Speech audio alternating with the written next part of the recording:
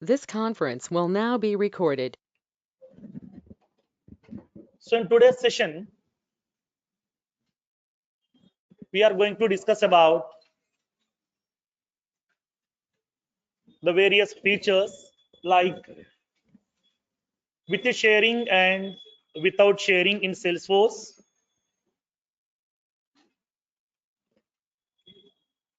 and extension controller, and we'll see the Ajax controls. So what exactly the Ajax controls and what are the various Ajax components or the controls has been given by Visualforce by default, and how to use each and every component we'll see one by one. Okay. Now, first of all, we'll see the concept of with sharing and without sharing. So what exactly the with sharing and without sharing, where it can be applicable, how to apply the with sharing keyword and without sharing keyword. If I'm applying with sharing keyword, what will happen? If I'm using without sharing, what will happen? Okay. Now let's see practically. So now, when coming to the with sharing is also called as user mode. This is also called as user context. Without sharing is also called as system mode. This is also called as system context.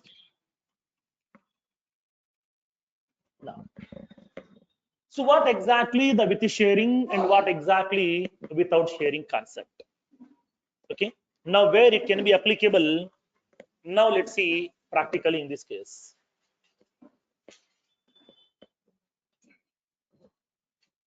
Now, so let me explain a small scenario so that you can understand more about this with the sharing keyword and without sharing keyword. Okay.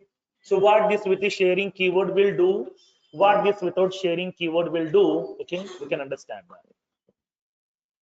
Come to the front. Okay. Now, for example,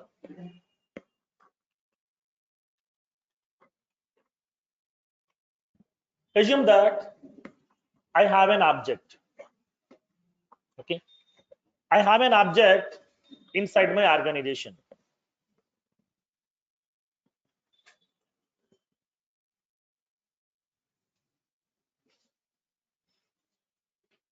I have an object. So this object name is account. This is an account object. Okay. This is an account object. In my account object, I'm having few records. Okay. I have few records inside my account object, which has been created by the users inside my organization.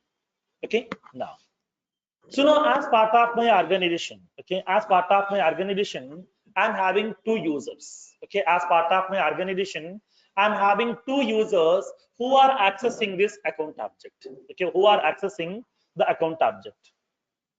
For example, I have two users inside my organization.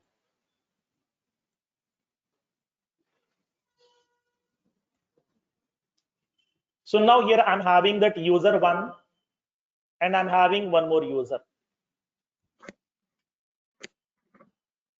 Okay, so two users are available here.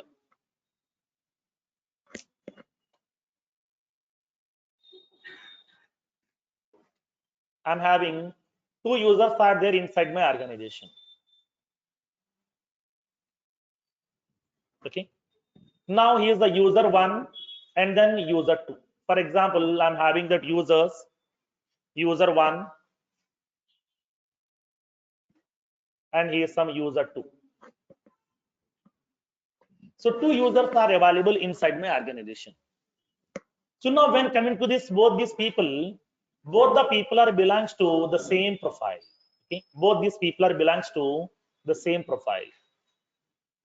Okay, both these people are belongs to the same profile. So we have a profile inside my organization.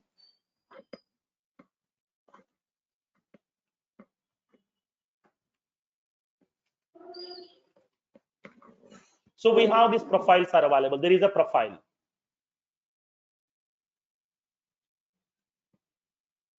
Okay, we have a profile inside my organization. So now both the people are belongs to the same profile. Okay, both the people are belongs to the same profile. Now tell me, can I assign two users to the same profile or not? Yes, right. We can assign that multiple users to a single profile. So based on the functionality given by the profiles, I'm assigning both these users to the same profile. Both the people are belongs to that same profile. Now, when coming to the profile, inside my profile level, I have granted the permission on account object. Inside my profile, I have given the permission on this account object. On this account object, I have granted the permissions.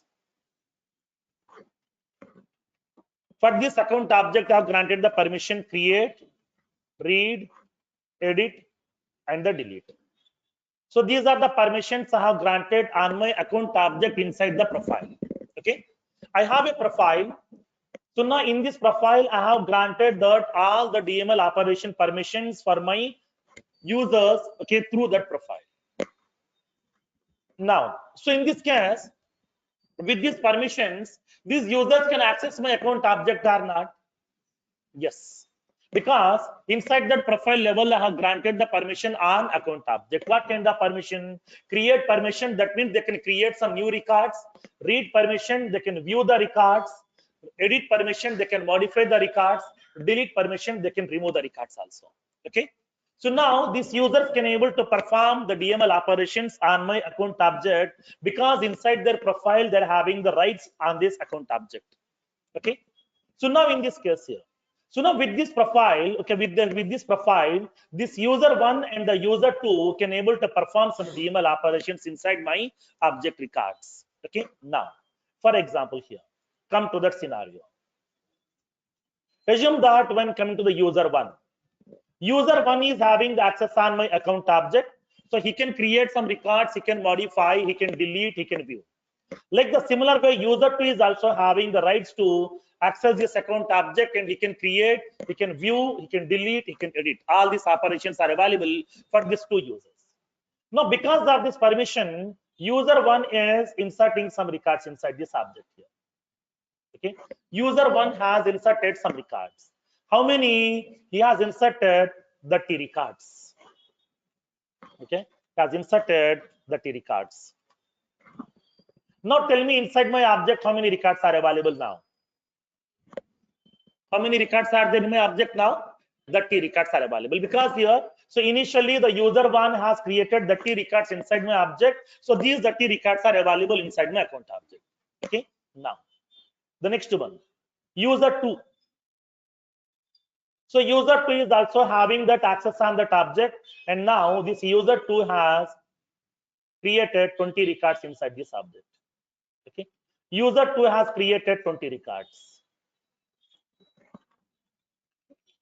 He has inserted 20 records.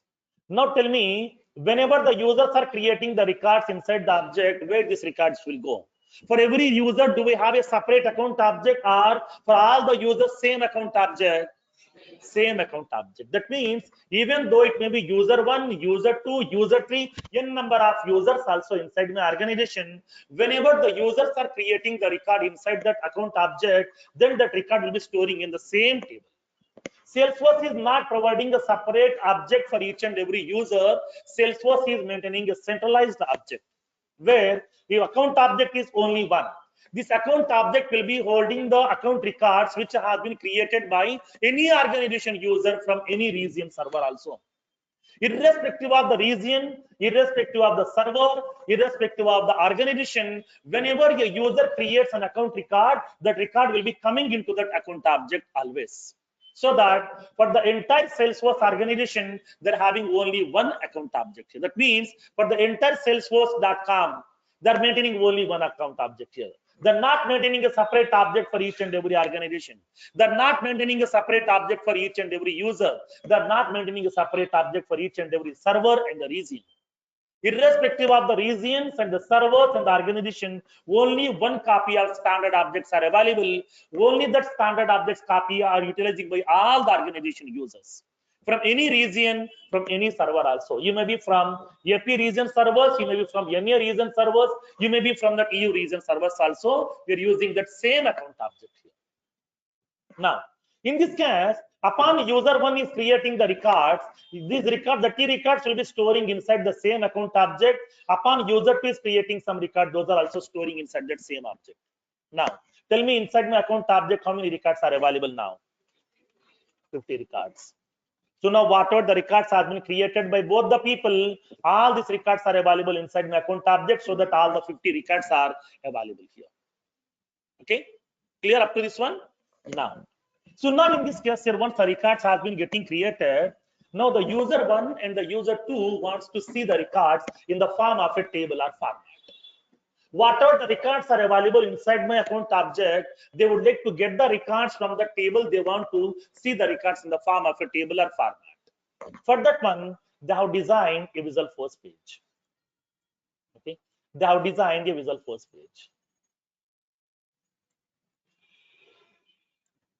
So we have a Visual Force page. My Visual Force page name is Show All Accounts page. Inside this Visual Force page, I'm representing all the records in the table or format. So whatever the records are available inside my object, I'm going to be representing all the records in the table or format. Account record name and the rating value and the industry and the phone and the type. You can specify those values here. So whatever the records are available inside my account object, I'm collecting all those records and I'm representing those records inside my Visual Force page in the table or format. So these are the columns are available inside my object right now. I'm having that name column. I'm having the rating column. I'm having the phone column. I'm having the active status column. These are the columns data I'm fetching from my object and then I want to represent here. Now tell me, how can we represent this account records information inside my Visual Force page in the page block table? How? Data is there inside my account object. I want to collect the data from that object and I want to show those records inside my Visual Force page in the table or format. Now tell me, how can we do that? By using some page block table. Okay, now backend part. I'm talking about backend part. SOQL query. Where we can write that SOQL query? Controller class. So we need to prepare a controller class here. Suppose, for example, okay, behind this Visual Force page, okay, behind this Visual Force page, I'm using a controller class. Okay, so this is the controller class I'm preparing right now. Now tell me the controller class here. Public class show all accounts controller. Okay, creating a list collection. Okay, public list of account lst accounts. I'm indicating with the get and set. Okay, now next one, I'm preparing a constructor. Okay, I'm preparing a constructor because upon loading the page itself, I'm collecting all the records, so that I'm using that constructor. Inside the constructor, I'm getting the data here. I'm indicating lst accounts equals to new list of account. Okay, now I'm collecting the data.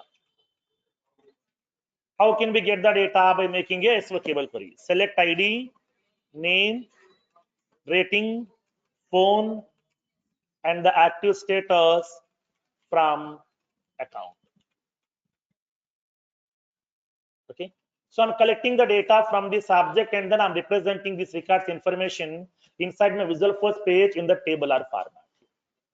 So this is the piece of code which I have written. Okay, this is the piece of code which I have written in order to collect the data from my object, and I would like to represent this data in my Visual Force page. Okay, this is the controller class which I have prepared. You know this control class, how to prepare, how to collect the data, how to represent, you know this concept. Okay, now. So now in this case, this is the controller class which I have prepared right now in order to, okay, get the data from the object and to represent inside my Visual Force page. So now this is my controller class. So whenever my page is getting loaded, it is going to be invoking the default constructor of the class. Now this default constructor is going to be collecting the data from the object by making an SQL query. Those records are placing inside my collection. Now this collection can be accessible from the Visual Force page, so that here we can represent this data inside my Visual Force page in the page block table format here. Inside the page block table, we can represent the data in the tabular format. You know this concept here, how to get the data, how can be represent in your Visual Force page right now. Okay, now. So now here in this case here, okay, now here in this case. Now when coming to the Visual Force page, okay, when coming to the Visual Force page, on this Visual Force page, both the users are having the access. Okay, user 1 and the user 2, both the people are having the access on this Visual Force page. Now, for example, now this user 1 is having the access on that Visual Force page.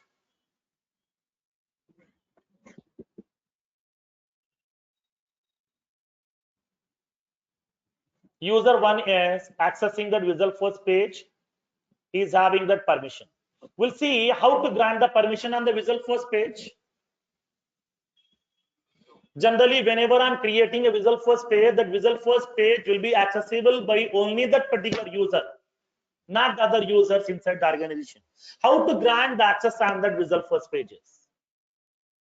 How to grant the access on the Apex classes, login hours, login IP ranges. Where? Profile, right. When you go to the profile is the only location where exactly we can grant the permissions on applications, objects, fields, and then records, page layouts, record types, general permissions, custom permissions, system permissions, administrative permissions, session settings, password policies, Apex classes, Visual Force pages, named credentials, login hours, login IP ranges, and all these components we can grant the permission at one place with the help of profile. So in order to make this Visual Force page can be accessible by the user, we have to go to that respective user's profile, and then in that profile we want to grant the permission on that application, on this particular user interface to that user. Now in this case, when coming to that user, user 1 is having the access on this Visual Force page, and then user 2 is also having the access on this Visual Force page. Okay, user 2 is also having the access on this Visual Force page now. Now, both the people are having the access on this Visual Force page because inside the profile have granted the access on that Visual Force page. User 1 can access that Visual Force page. User 2 also can access that Visual Force page. Okay, now tell me in this case, for user 1, how many records will visible? For user 2, how many records will visible? Why 50?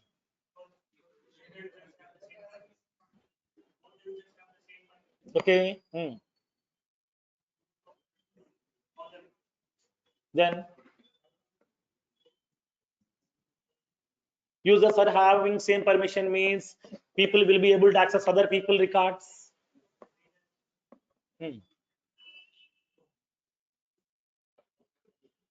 How many records are visible for user 1? How many records are visible for user 2?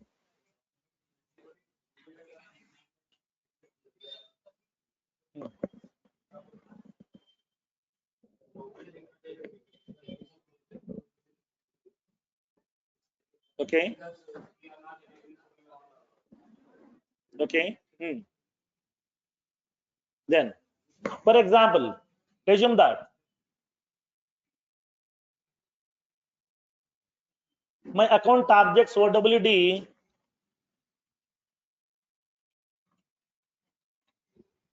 private.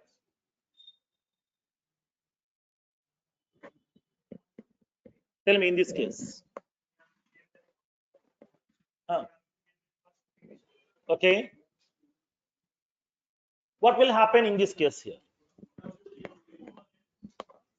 OWD is private. Okay. OWD is private. What do you mean by OWD private? Whenever I'm going to be making the objects OWD as private, from there onwards, whenever a user creates a record inside that object, record will be visible only to the owner of the record and his manager. Okay. So only these two people can access that record. Other users inside the organization, like their siblings, subordinates, those people will not be able to access your record. Only the owner of the record and his manager will be able to access that records. Other people, like as the people who are in the same hierarchy, like as siblings, the people who are below that hierarchy, like as the subordinates, those people will not be able to access that record. Now, in this case, what we can do, we need to make that record to be visible to other people with the help of that sharing mechanism. Through sharing mechanism, we can share the record to either one or more user, okay, with the required level of access. It may be read-only access or read-write access also, both. Depends upon your requirement, we can share the record, okay, through either manual or automated or by using Apex programming. By using all these mechanisms, we can share the record to the required people here. Okay, now, so that is the concept of object OWD private. Now, so in this case here, I'm not getting that record through that standard page layout. I'm representing the records by using my Visual Force page now. I'm representing the record through my Visual Force page. I'm getting the data by using my controller class. It's my own controller which I have prepared right now. What will happen in this case? Same records will be visible or all the records will be visible?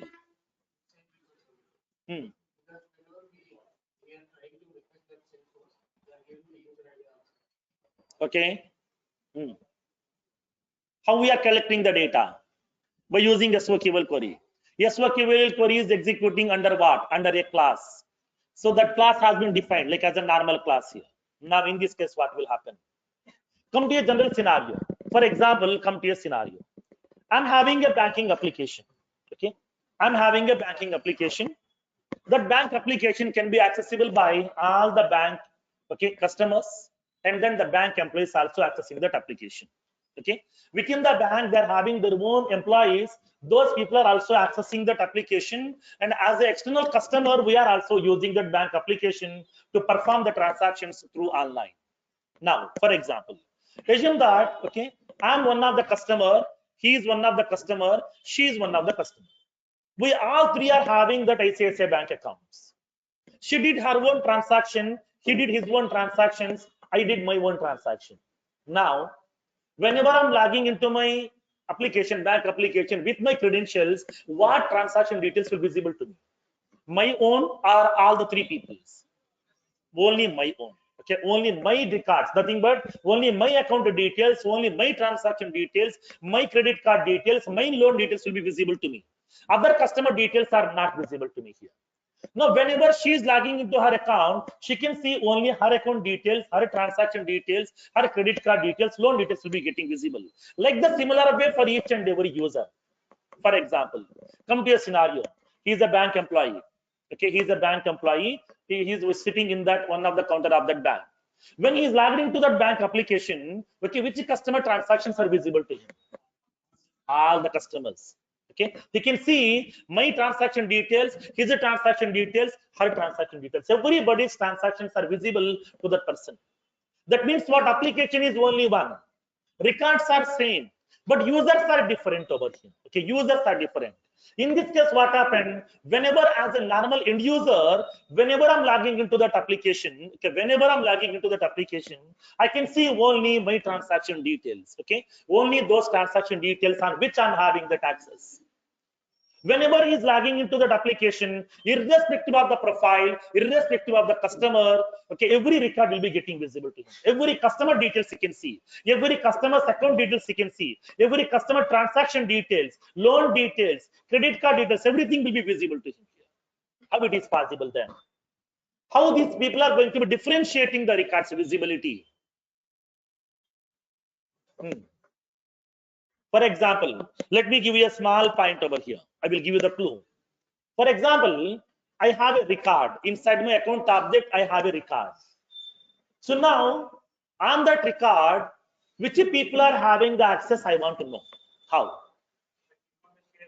We click on that sharing button. Okay, sharing button. Through programmatically, how can we do?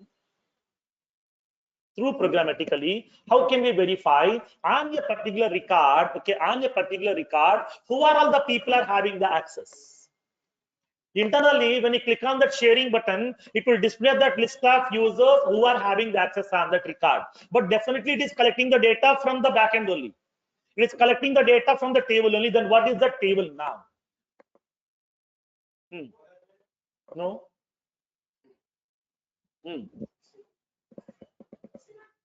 Sorry. Sharing button is visible to you, but through programmatically, where this record information will be getting stored. Whenever I'm sharing a record to a person, the data will be storing. That means this is the record. This is the owner of the record. Right now, he's sharing the record to this person also.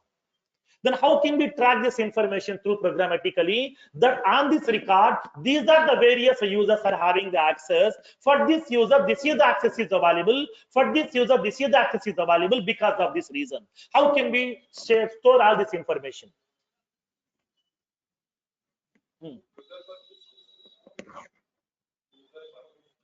No, there is an object. There is an object. What is that object name? Not group object. Share object. Okay, share object. You know that concept of share object also. Whatever the record that you have shared to the people, all that sharing information will be storing inside that share object. Okay, for the account object, account share. Contact object, contact share. Opportunity object, opportunity share. Lead object, lead share. For my position object, position underscore share. That means for every standard, for every custom object, Salesforce is providing the share object by default, which will be holding the sharing details of those records.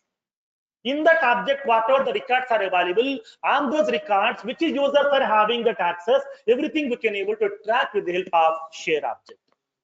So as soon as whenever the user is logging into that application, irrespective of the profile, irrespective of the user, every record is visible to him. Now, whenever I'm going to logging into my application with my credentials, it will collect my user ID. Based on that user ID, it will go to that share object. In that share object, it will verify in this object what records are accessible to me. Only those records it will collect. Those records will be getting visible to me here. So in this case, internally it is getting the data from that share object. Okay, internally it will be getting the data from the share object. You know the concept of share object also, what fields are available inside that share object that already we have discussed. Okay, as part of that sharing concept, we have discussed that how that data will be getting resides. Now let me show you here.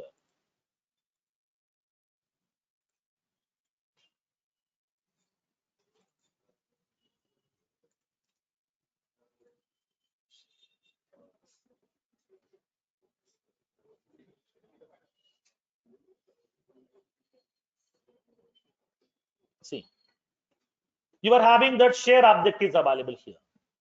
So whatever the record that you have been shared to the people, all that sharing information will be storing inside that share object. For every standard object, Salesforce is maintaining a share object by default internally, and inside the share object, you are having the various fields.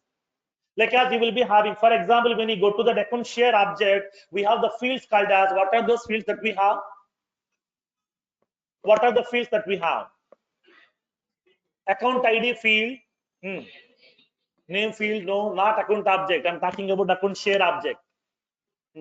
Account ID field, account access level, contact access level, opportunity access level, user or group ID, row class.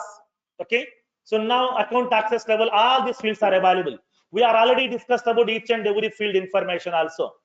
The fields are account ID field, which will be holding which record has been shared to the people. That record ID will be storing inside this column. Account access level, what level of access you are granted to the people.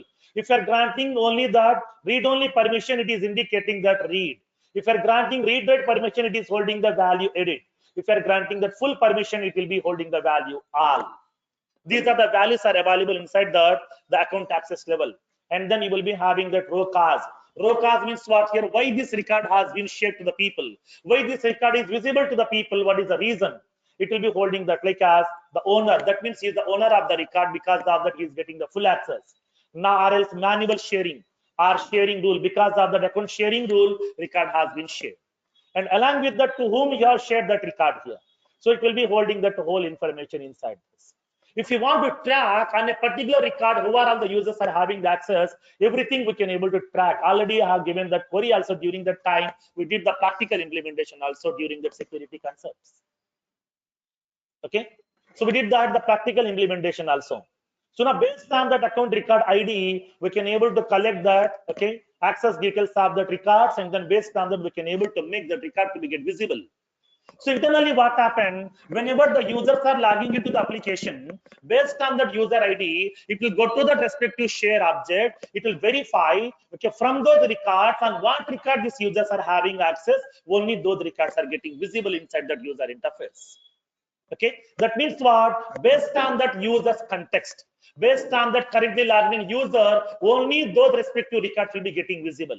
But when this bank employee is logging into that, irrespective of the user, irrespective of the customer, irrespective of the profile, every record will be getting visible to them. So that here, in this case, whenever we are going to be representing the records based on the user context, that it is called as user mode, that is also called as, okay, with a sharing concept. Okay, with the sharing. That means please go to that, okay, sharing object here. Please enable that sharing mechanisms. Now, when you go to that here, okay, when you go to that without sharing, that means here without using that any sharing permission, irrespective of the user, irrespective of the profile, for every user, I want to display the same view. Even though user one is accessing that page, you can see all the 50 records. If the user two is having the access, it will be having that all the same 50 records. That means irrespective of the user, irrespective of the profile, I want to display the same view. In this case, we can go with that without sharing mechanism. Okay, without sharing mechanism. Without sharing is also called as system context. Okay, system context.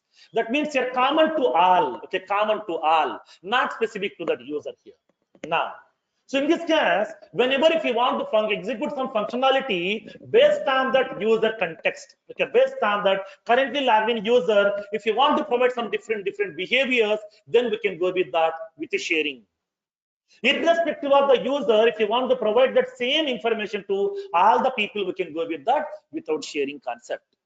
Okay, now, so that is with the sharing is called as user mode, without sharing is called as system mode. Okay, clear? Now, so now here in this case here, for example, come to a general scenario. Assume that I'm creating some validation rules. Whenever we are creating the validation rules, now tell me, okay, validation rules are firing based on user or irrespective of all the users? Irrespective of all the users. That means what? Whenever I'm creating the record as a normal user, then also validation rule will fire. If he is creating the record as an administrator, then also validation rule will be getting fired here.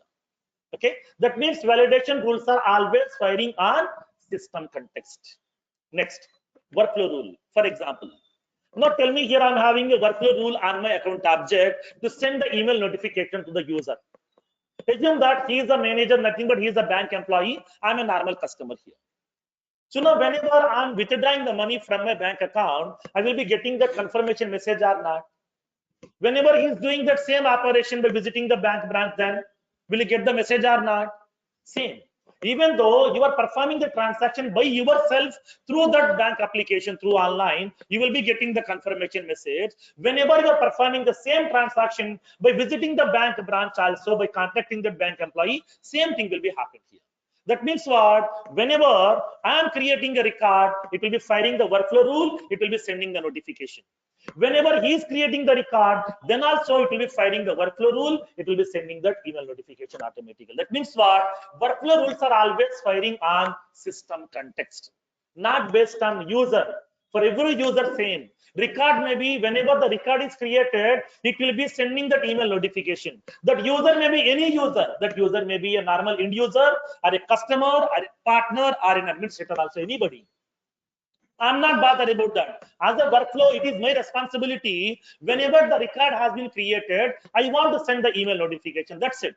Who is creating that record? How they're creating the record? I'm not bothered about that. Anybody can create the record, no problem for me. You may use any way. It may be page layout also, it may be Apex programming also, it may be data loader also, it may be third-party tools also, it may be integration also. Whatever the way that you want, you can use. Anybody can create the record, but as a responsibility of your workflow rule, once the record is created, I want to send a notification. That's it. Which user has created that record, what way they have used, I'm not bothered about all these things. Okay, just I'm concentrating record is created or not. If the record is created, I will send a notification. That's it. The record may be creating by the administrator also, or it may be creating by the normal end user also, partner also, customer also, anybody. That means what? Irrespective of the profile, irrespective of the user, workflows are getting filed. Like the similar way, sharing rules also. Like the similar way, okay. So now roll-up summary fields also.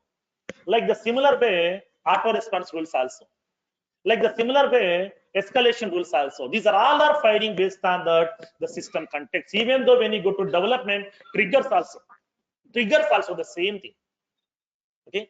Whatever the out of the box features has been given by Salesforce, these are all are firing based on system context. Irrespective of the user, irrespective of the profile, it will be visible that we perform the operation for all the users as same. Okay, that flexibility is available to you.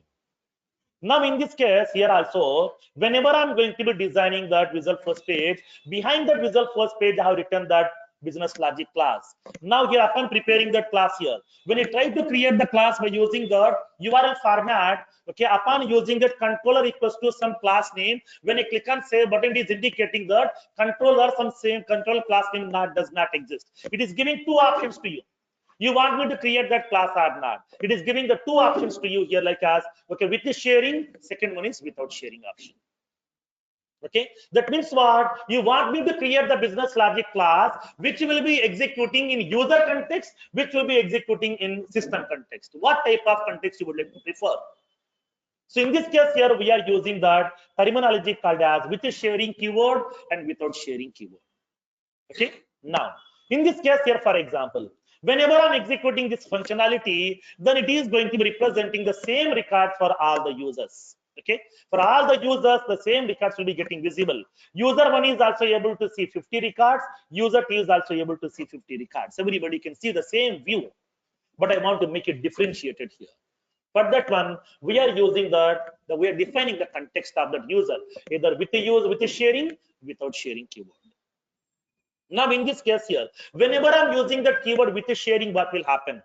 Now in this case, upon executing this class, upon fetching the data by using this SO keyword query, okay, SO keyword query, first of all, it will go to that account object, and then from that account object will go to that account share object. In this account share object will verify what records are there inside an account object. On this record, whether this particular user is having access or not, will cross check every record one by one, one by one, one by one. Only those records on which you are having the access, those records will be getting visible to you if you define the class with the sharing keyword. That means what here? It is going to be verifying that functionality internally by default. Generally, what we need to do, we need to cross-check all these things. We need to collect the record here from the account object. We need to verify. On each and every record, this user 1 is having the access or not. How can we verify? By going to that account share object here. Every record we have to verify. If the user is having the access on this record, we can represent, or else we can't show. But I don't want to write that business logic mandatorily by my own. I want to do it here with the help of simply the two keywords. One is with the sharing, simple. Okay, if you're specifying that class with the sharing, that will do that whole functionality to you by default here. Now, in this case here, just I'm going to specifying that keyword here. Just I'm using that keyword with the sharing.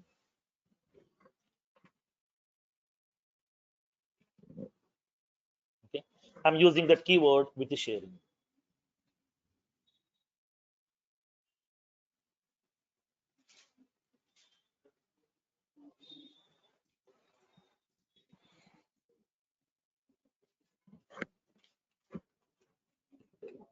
I'm using that keyword with the sharing. So whenever I'm using this keyword with the sharing, automatically the class will be running under that users context. Okay, users context. Okay, users context. Then what it will do basically in this case here. Okay, now as soon as whenever I'm going to be loading the page, it is creating the object controller class. Okay, it is creating the object controller class. Now the controller class will be getting executing this SO keyword query. Now it is going to be collecting the data. So once the data has been getting collected, it will be storing inside my collection. Directly, the records will not be visible to you inside the user interface. Okay, directly, the records will not be visible to you inside that user interface. Once the records has been getting collected, then it will collect each and every record from the collection. It will go to that account share object. It will verify on this particular record, this particular user is having the access or not. Will verify that. It will repeat the process for each and every account record, whatever has been collected from the account object. Based on that, whatever the records are available and which this user one is having the access, only those records will be getting visible to you by default. Okay, suppose if the user 2 is accessing this particular page, it will be executing the same functionality here. That means what record this user 2 is having the access, only those records it will collect, it will represent inside my user first page to you. Generally, we have to do this operation manually by writing some additional code inside our programming, but Salesforce is avoiding the complete custom code just with the help of the two keywords with the sharing. Okay, see how simple the business logic is in Salesforce. No need to write that business logic. Just you have to understand what ready-made business logic has been given by Salesforce, how to use it.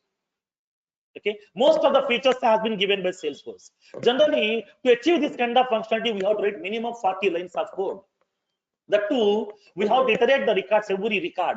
Like as I have to collect, for example, I'm having the 1000 records are there inside my account object. From those 1000 records, okay, 400 records might be created by the user one.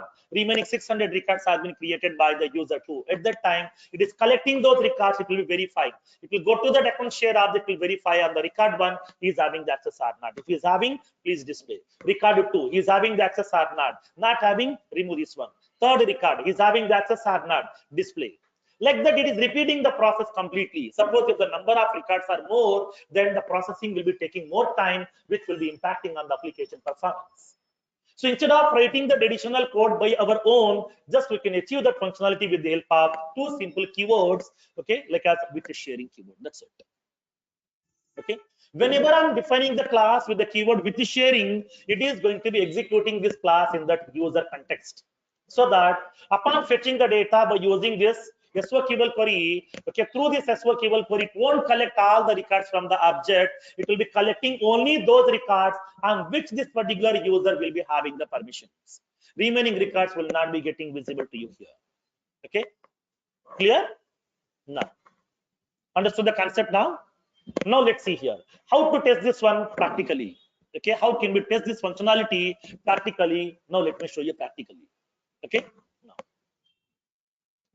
so let me take an organization which is having some two users.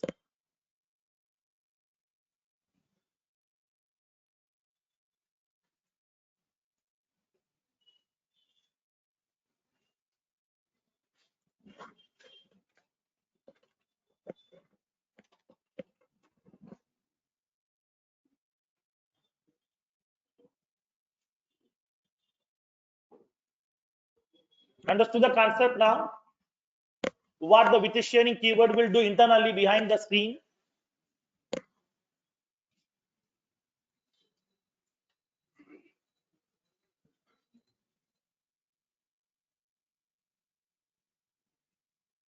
Okay, so now I'm designing a visual first page in order to represent the account records information. For example, I'm taking this account object here. I'm having 260 account records are available inside my object right now, which has been created by the various users. Okay, which has been created by various users. I'm having so many users are available inside my organization. Let me verify those users. I'm having the training batch user. He is the administrator user, and then manager user, development user, and then we are having the customer user, and then testing user. These are the users are available right now over here. Now let me verify my account objects OWD option. Let me go to that security controls, sharing settings. For my account object OWD is private. Okay, now. So let me go to that a visual first page to be get designed in order to see all the account records on that user interface. Okay, I'm designing a visual first page right now. I'm indicating that page show all account records page. So I'm designing a visual first page right now. So there is no page has been designed with this name show all account records page. Click on the link to design a new page and write the code which you want to design the user interface. I'm removing the default code which has been given by Salesforce. I'm writing my own code to design the user interface. I'm using that setup option equals to false, sidebar equals to false, show header equals to true, and then tab style. I'm applying the hiring manager object tab style. I'm applying the hiring manager object tab style, for my user interface. Next one, what is the next tag now? I'm indicating the section header. Title equals to accounts, subtitle equals to all accounts. I'm indicating that form tag. Next, I'm using that page block. For this page block, I'm giving the title property, all accounts block. I want to represent the number of records has been written by this query here. I want to show the records count also. So I'm adding the page block right now. Here I have placed that section header, title part, and the subtitle part, and then I have placed that page block also. Inside the page block, I need to design the page block table. Before designing the page block table, I need to write that controller class right now here. Okay, I would like to write that controller class. I'm preparing the controller class right now here. So what is my controller class right now? Show all account records controller. Okay, I'm creating that controller class with the name show all account records controller. Now it is indicating two options to you. Okay, observe these two options here. Create that Apex class. Okay, public up to this part is same. Create Apex class, create Apex class. Here we are having public here. Here we are having the keyword with the sharing. Here we don't have the option with sharing. That means this is without sharing.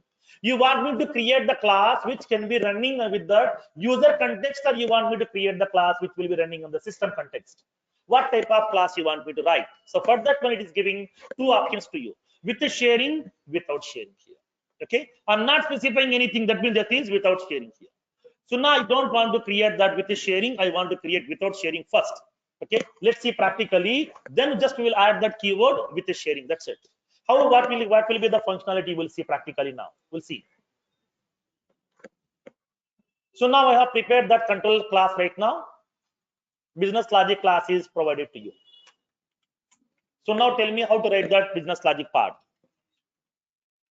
Public list of account, LST accounts, get and set. I'm preparing the controller class here. Public show all records controller. So now here I'm indicating that LST accounts equals to new list of account. LST accounts equals to, I'm fetching the data, select the ID of the account record, name, rating, industry, annual revenue,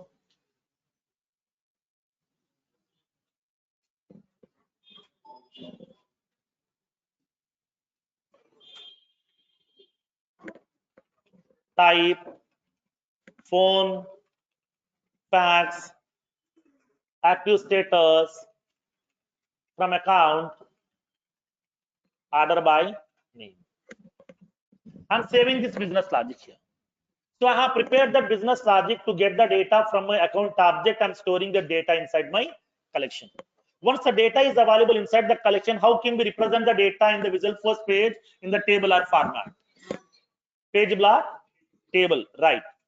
We can go with that page block table. I'm using the page block table. Now tell me the properties. Value property equals to specify the collection name where exactly the records are available inside this. LST accounts. Next, var equals to some ACC. Next, define the columns. Okay, by using the column tag. Value equals to ACC dot name. I'm adding one more column. Column value equals to ACC dot rating. Apex column value equals to ACC dot industry. Apex column value equals to ACC dot type. Apex column value equals to ACC dot phone. Apex column value equals to ACC dot fax. Apex column value equals to ACC dot active status. So these are the records. I'm making it visible inside my Visual Force page upon loading the page itself. Whenever the page is getting loaded, it is collecting all the records from the object, and those records will be getting populated to you inside that Visual Force page in the tabular format automatically by default. All these records you can able to see on your Visual Force page, because upon loading the page, my default constructor will be getting executed. It will be representing the records information to you by default. Okay. So now in this case, I want to show that records count. How can we show the records count now? You know this complete functionality. LST accounts dot size, right? Okay, LST accounts dot size, which is indicating how many number of records has been written by the SOQL query. Totally 260 records are available. All the 260 records you can able to represent on your Visual Force page in the page block table here. Okay, clear now? So now in this case, this is the Visual Force page that which we have created here. Okay, this is a Visual Force page which we have created. Now tell me who can access this Visual Force page right now. This Visual Force page can be accessible by only by the currently logged in user. Nothing but training batch user can able to access that Visual Force page.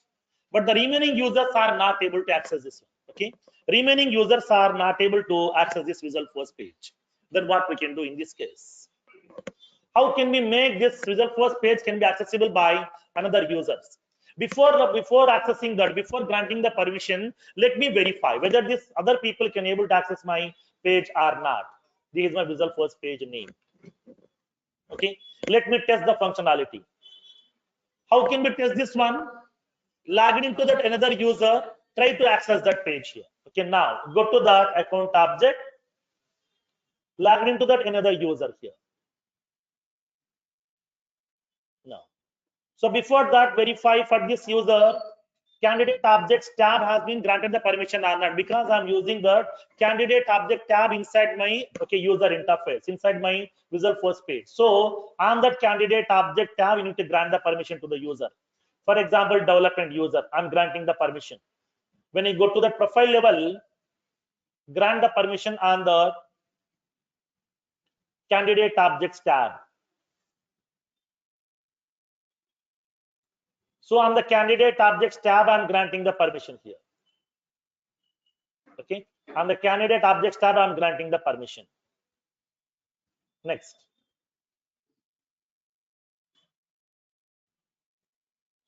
for that one more user as well, another user, so like some customer user or some manager user, whatever, go to that manager user's profile, grant the permission on candidate objects tab so that these users can able to access the tab simply. And the candidate objects tab, I have granted the permission right now. I'm not granting the access on the Visual Force page right now. Simply I'm granting that access on the tab of the candidate. Why? Because inside my Visual Force page, I have used this candidate object tab. Candidate object hiring manager. Hiring manager. Let me change it to candidate.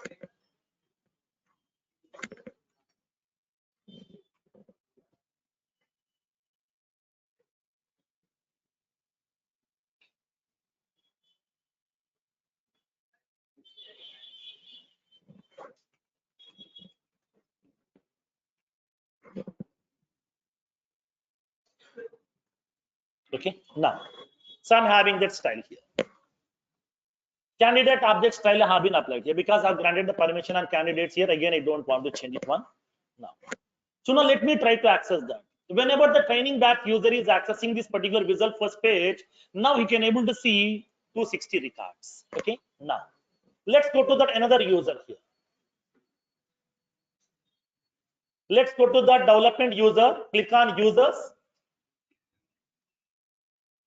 click on development user and log in into the development user account. Currently, we are in the development user account right now. So let's try to access that same page. I'm indicating that /apex/ I'm indicating my page name, that is show all account records page. So now when you press enter here, what it is indicating now? Insufficient privileges. Why?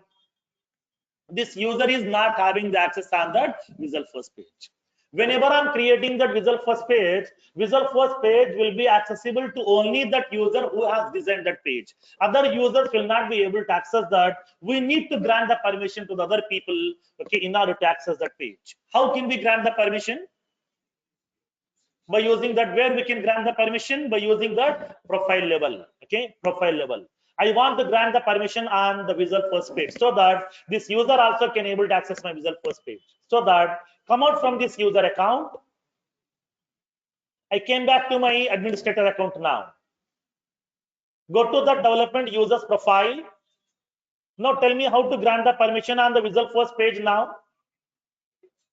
You will be having that option here. Inside the profile level, we have an option called as enabled Apex class access. Enabled Visual Force pages access. Okay, these are the pages, okay, which they can able to access that. Now I'm granting the permission. How to grant the permission? Click on edit button, select the page. What is my page name now? Show all account records page. This is the page here. Okay, show all account records page. This is a page which I would like to, okay, grant access. Now grant the permission to the user on this page only. He will not be able to access all the Visual Force pages. He will be having the access on only this particular page, that is show all account records Visual Force, show all account records page. Now, so in this case, you can raise a question, sir, whenever I'm going to be granting the permission on the Visual Force page, behind that Visual Force page, there is an Apex class. On that class also, do we need to grant the permission? Not required. If you're granting the permission on that Visual Force page, automatically it will be granting the access on the respective controller class also by default. Okay, so no need to grant the permission on Apex class also.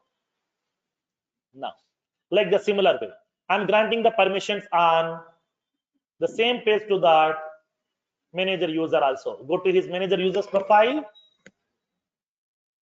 I'm granting the permission here.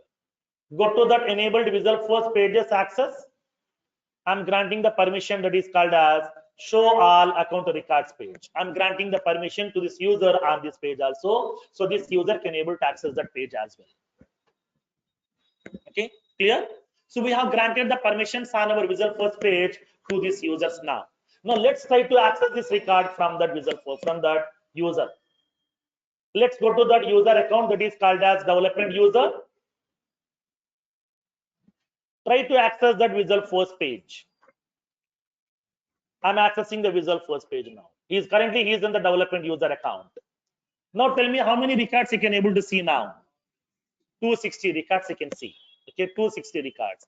Admin user also can see 260 records. Development user also can see 260 records. Now let me log in into that another user account. Login into that manager user account. Click on login.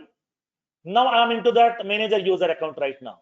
Let's try to access that Visual Force page. Now, so now tell me in this case, how many records are visible? 260 records. Now tell me really, this 260 records has been created by that manager user? No, very few records we might have created. It may be 1, it may be 2, it may be 0 also, we don't know. Most of the records have been created by us, okay, with the help of the training back user credentials only. That means admin user credentials. Okay. So in this case here, how these records are visible to all the people? Because whatever the business logic class that we have implemented, okay, whatever the business logic class that we have implemented, that business logic class is executing, okay, in that system context. Because of that system context, irrespective of the user's profile, irrespective of the user, okay, it will be displaying that all the records to all the users. Every user will be getting that same view, because here it won't consider any profile level permissions, it won't consider any user level permissions also. Irrespective of that user, everybody will be getting that same access on your records. So all the 3 users are able to see same 260 records. Okay, user 1, user 2, user 3, all the 3 people are able to see same 260 records right now, because my class is running under that system context. Why the class is running under the system context? Because we haven't given any sharing mechanisms here. Now I want to display here. That means what? Even though, okay, even though user may be anybody, okay, even though user may be anybody, even though that user may be created or may not be created, every record is getting visible to all the users also. That's what we have discussed, that okay, as part of that without sharing, that means system context which will represent all the records to each and every user inside the organization, irrespective of his profile level permission. Every record will be getting visible to the user. Okay, clear? Now, so now here in this case, how can we make it differentiated right now? User to user, I want to differentiate the records. Then what we can do now? We have to use that class with the keyword with the sharing. Just you can go to that class, then specify the keyword with the sharing. That's it. Okay, with the sharing. That's it. Save this class now. So now here in this case here, I'm saving that class code. Now tell me, when the admin user is accessing the application, okay, how many records are visible to him? 260 records. Now let me log in into that development user account here.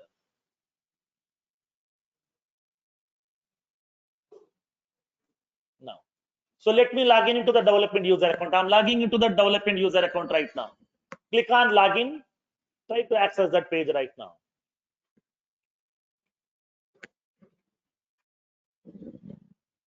Now tell me how many records are visible. 9 records. That means here he is not having access on all the records. He is having the access on only 9 records right now. For example, let me log out from this user account here. I'm logging into that manager user account. I'm logging into the manager user account right now. Now I'm making it as accessing that Visual Force page. How many records you can see now? 3 records.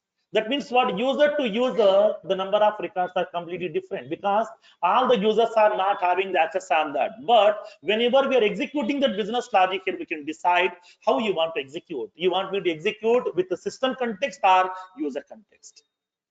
So for that one, we have to decide with the help of with the sharing, without sharing mechanisms.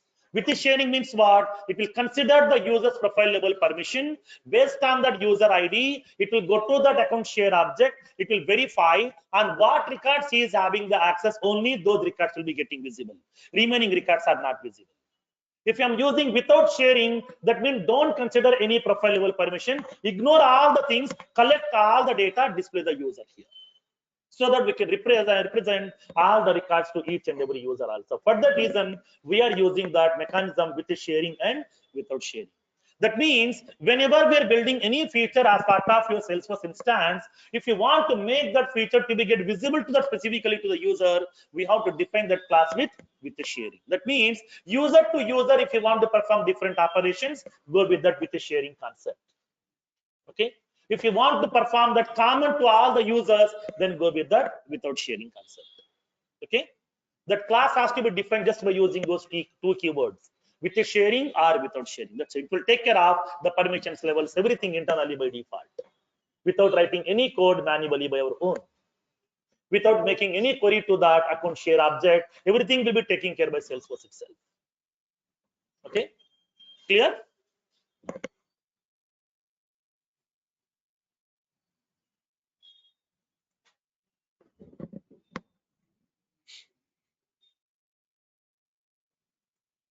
Now, so now make a note of this one here.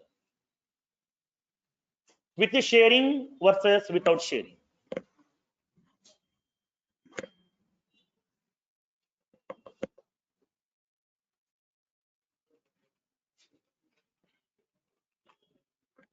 Upon running the business logic,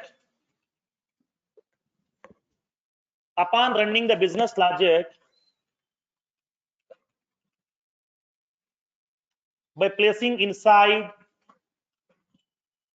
the controller class,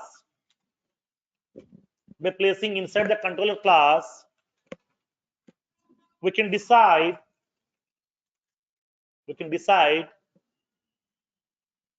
the operations to be get performed based on the user context or system context. Based on the user context or system context.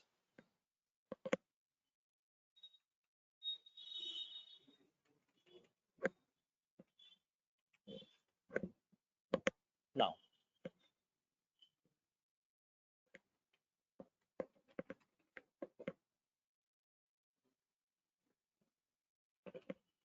if the class has been defined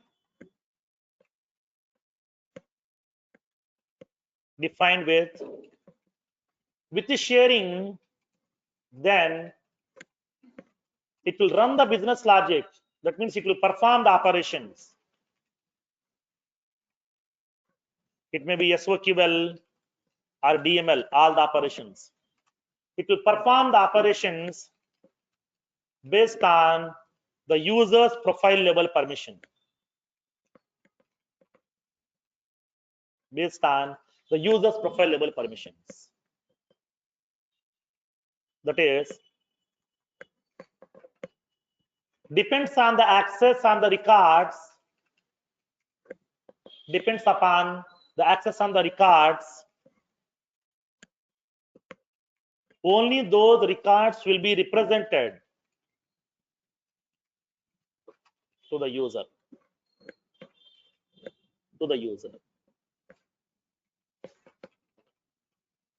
If the class has been defined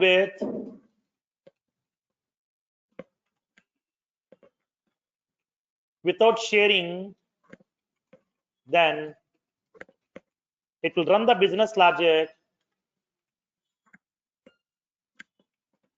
in system context. It will run the business logic in system context. That is, it will perform the operations irrespective of the user's profile level permissions.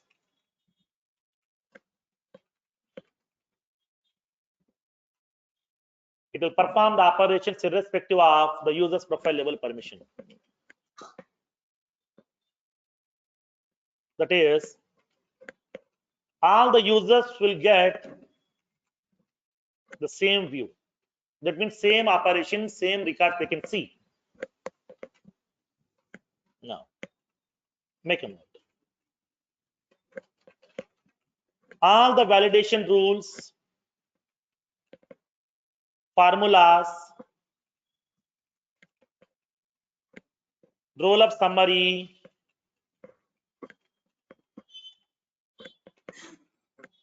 workflow rules, sharing rules, assignment rules,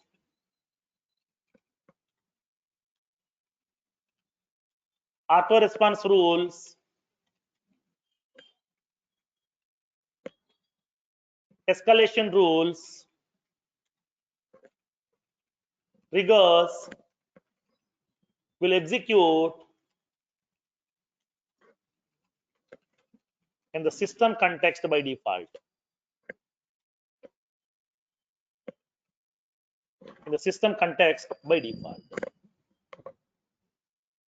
These all things will be executing inside that system context by default.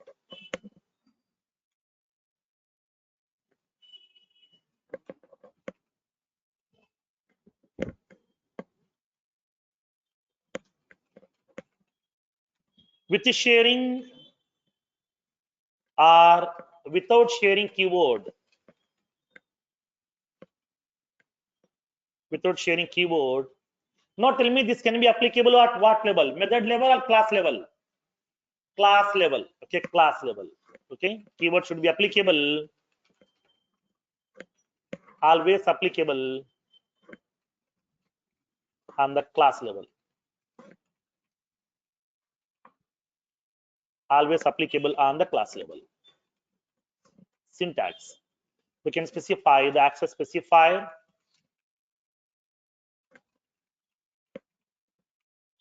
We can specify the keyword with the sharing or without sharing.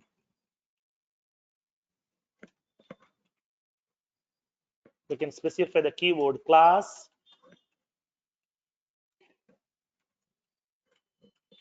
class name.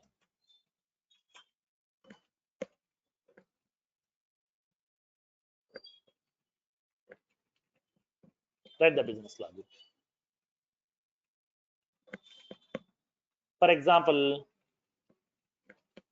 public with the sharing class, show all records.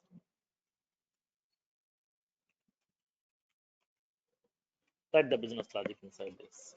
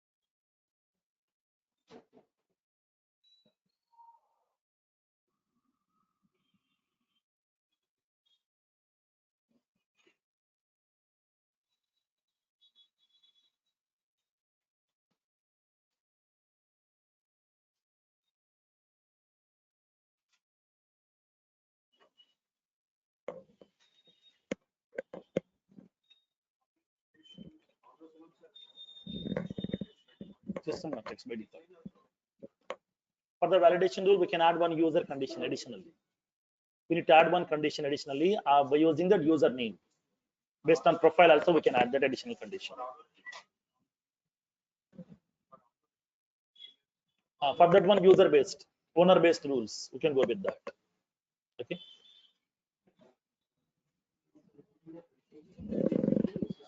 Sorry. System context always. All the rules are system context by default. Which one? If you are using owner, that will be going with that user mode. User mode. Yes, right.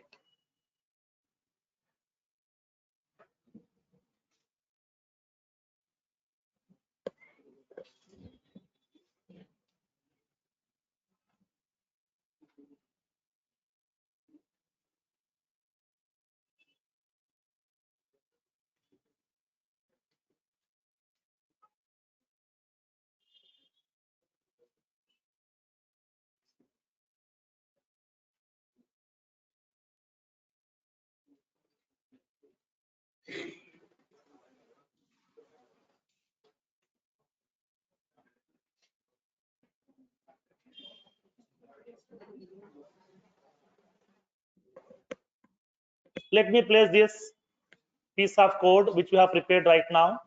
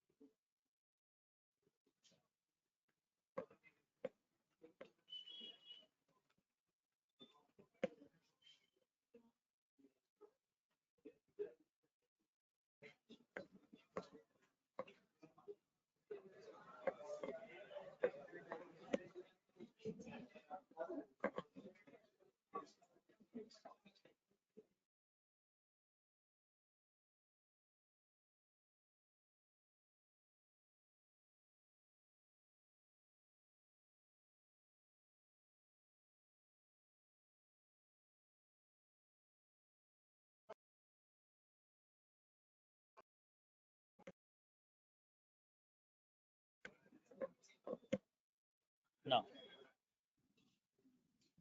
as a step 1,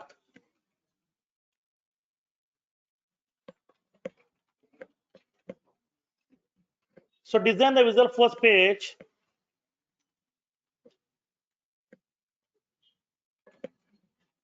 and write the required controller class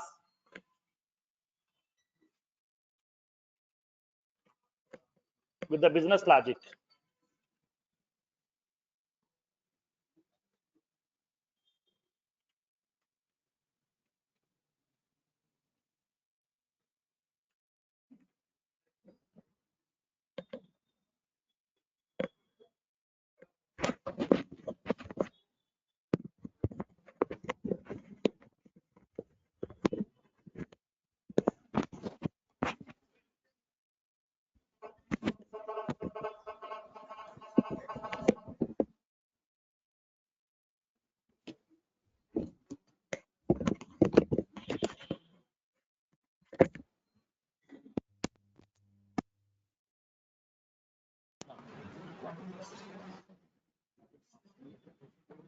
Done with the step 1.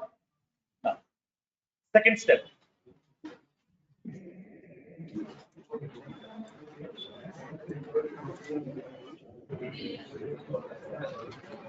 Step 2.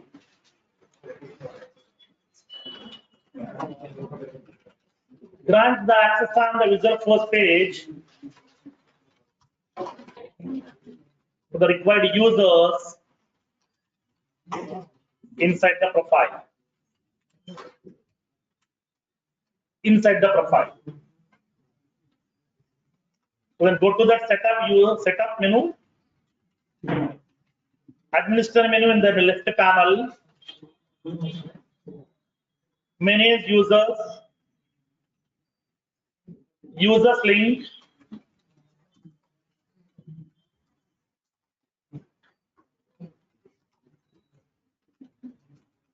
go to the user record. For example, development user, click on the profile name,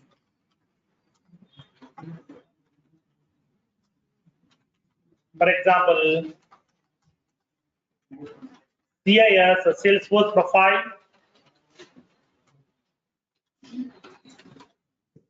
Third one,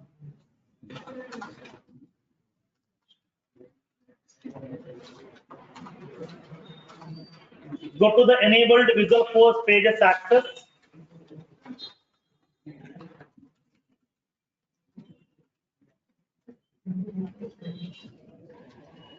And then click on edit button.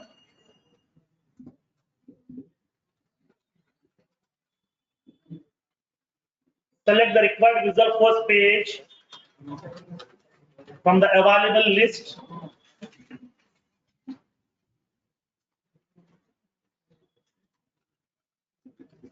And then click on save button.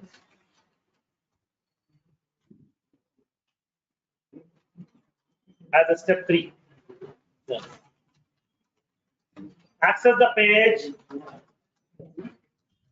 from the user's login.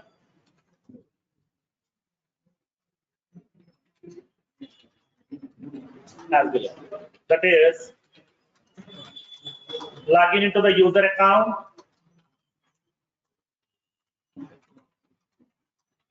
access the Visual Force page. That is, you can specify HTTPS. You will be having the server number, .salesforce.com/apex/page.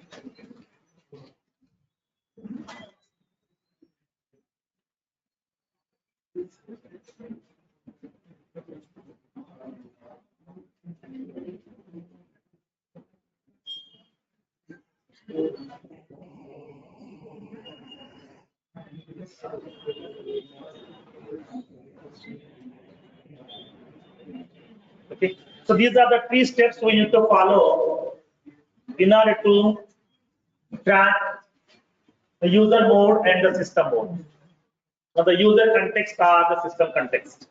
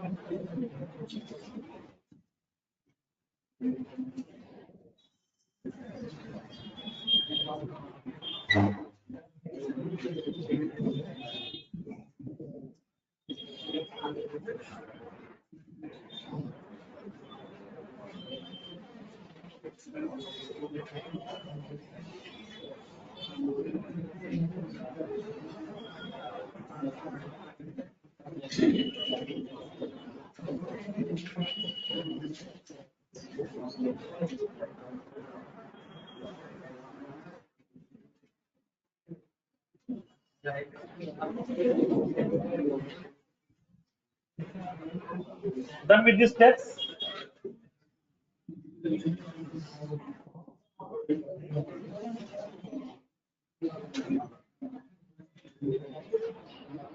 Done? Okay. So now let's see extension controller. So we'll see the concept of extension controller. What exactly extension controller? When should we go for extension controller inside your Visual Force? And how to use that extension controller? Now let's see practically. Okay. So as of now, already you are aware of how to use standard controller classes inside the Visual Force page. That means without writing your own custom business logic, we can use that standard business logics given by Salesforce by referencing those standard classes inside the page by using standard controller attribute. But in some cases, what are the standard functionalities given by Salesforce that may not be sufficient? Okay, that may not be suited to the requirement. At that time, we can go with the custom implementations by using custom controller, where we can prepare our own controller class and we can write the business logic and we can reference that controller class inside our Visual Force page. So at that time, we are using the help of a property called a controller. Controller means custom controller. Now, in some cases, I need both the functionalities. Like, I need few standard features, I need few custom features also. Okay? In some cases, I need standard functionalities as well as custom functionalities also. Then how can we use both standard functionalities and custom functionalities inside the Visual Force page? Now let's see practically in this case. Okay. Now, so here I will show you two scenarios. Okay, I will give you the two scenarios. One scenario I will explain you practically. Okay. Second scenario, okay, you have to implement. Okay. Now we have to do some R&D and then you have to work on that second scenario. Okay. Now, so let me explain those two scenarios first. Okay, what exactly those two scenarios? Now let me show you practically here. Let me explain on the board. For the last row, if the voice is audible, I will come to the front. We have so many chairs out there. Come to the front.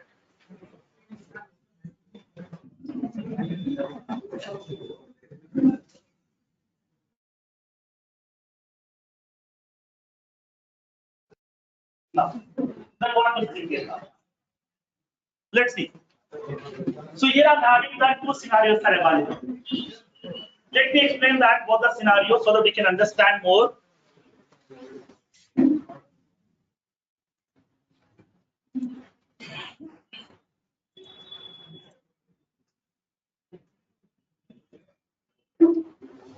For example, My user is expecting a user interface like this. Okay. My user is expecting a user interface like this, where you need a Visual Force page. You need a Visual Force page.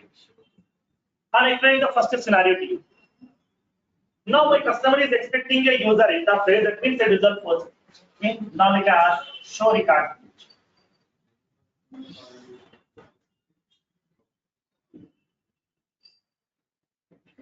Show lead record page or set lead record page also. Anything, whatever you want. Any functionality.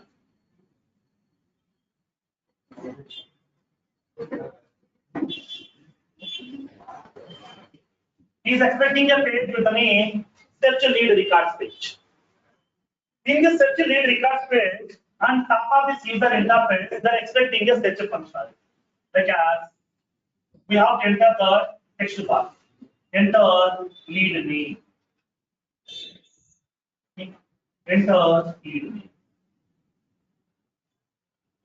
So there is a small button called as go.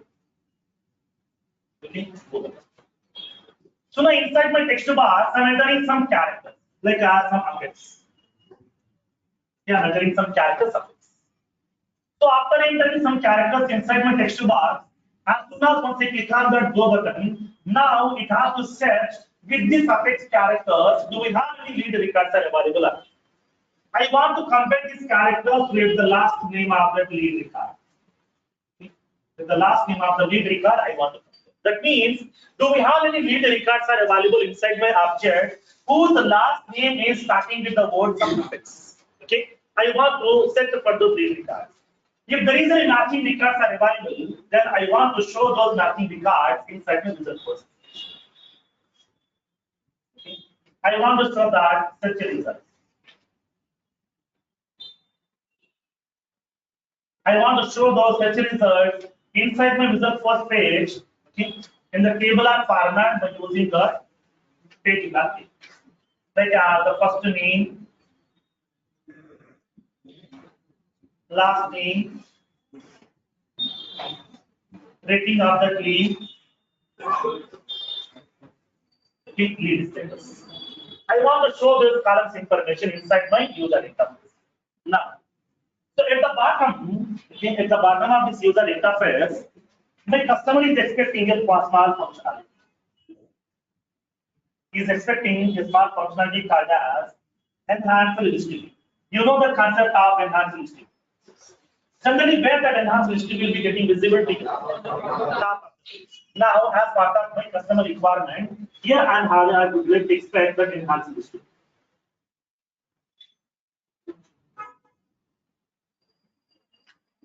I want to show. Enhanced list view is a standard functionality. No need to design that functionality manually by our own. That functionality is inbuilt available inside your Salesforce instance. In our Visual Force page also, we can able to represent this particular functionality by using a tag called as affects enhanced list. Affects enhanced list. There is the inbuilt tag is given by the Visual Force page. Through this Visual Force page, by using this tag, we can able to represent that enhanced list functionality. That means it's a standard functionality. Upon using the standard functionality, I want the search mechanism. Now tell me, do we have any ready-made functionality to search for the records? No. That means what? This feature is what? This feature is what? Now I want to use both standard functionalities and along with that I want some customizations. That means what? I want to use the standard functionalities given by Salesforce. Along with that, by leveraging the functionality, by extending the features, by adding by my home with the help of my custom component. I want to use both standard functionalities and the custom functionalities, okay, inside my Visual Force page. At that time, we can go with that. What is the controller type? Extension controller. That means the extension means what here? Utilize that standard functionalities as it is. Along with that standard functionalities, extend that functionality, add some more by implementing by your own with the help of your own custom business logic. Okay. So this is what the use case here. Now in this case, we can go with our custom functionalities as well as standard both with the help of that extension. Okay, clear? Understood the concept now? Next one. Let me explain one more small use case. From this one, from this two, decide which you want, okay, which you would like to take up that. Okay, which one, okay, I will explain.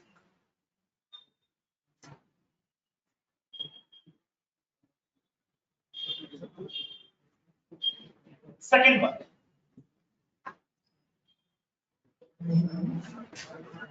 Second use case. For example, I would like to have a result first page.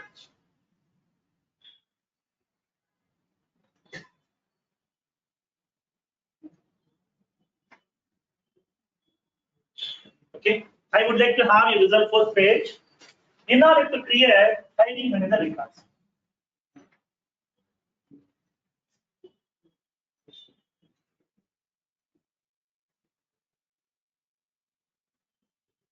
In order to create a new hiring manager record, I want to create a new hiring manager record inside my object by using my own custom user record. Now, I'm placing that field. Name of that hiring manager person, and then location value,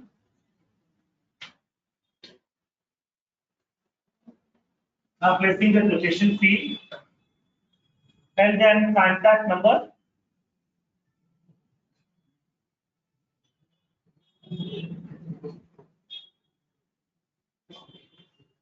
and then email ID.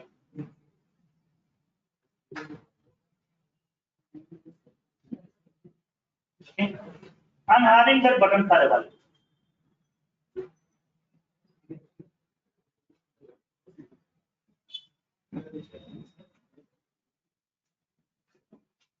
Okay.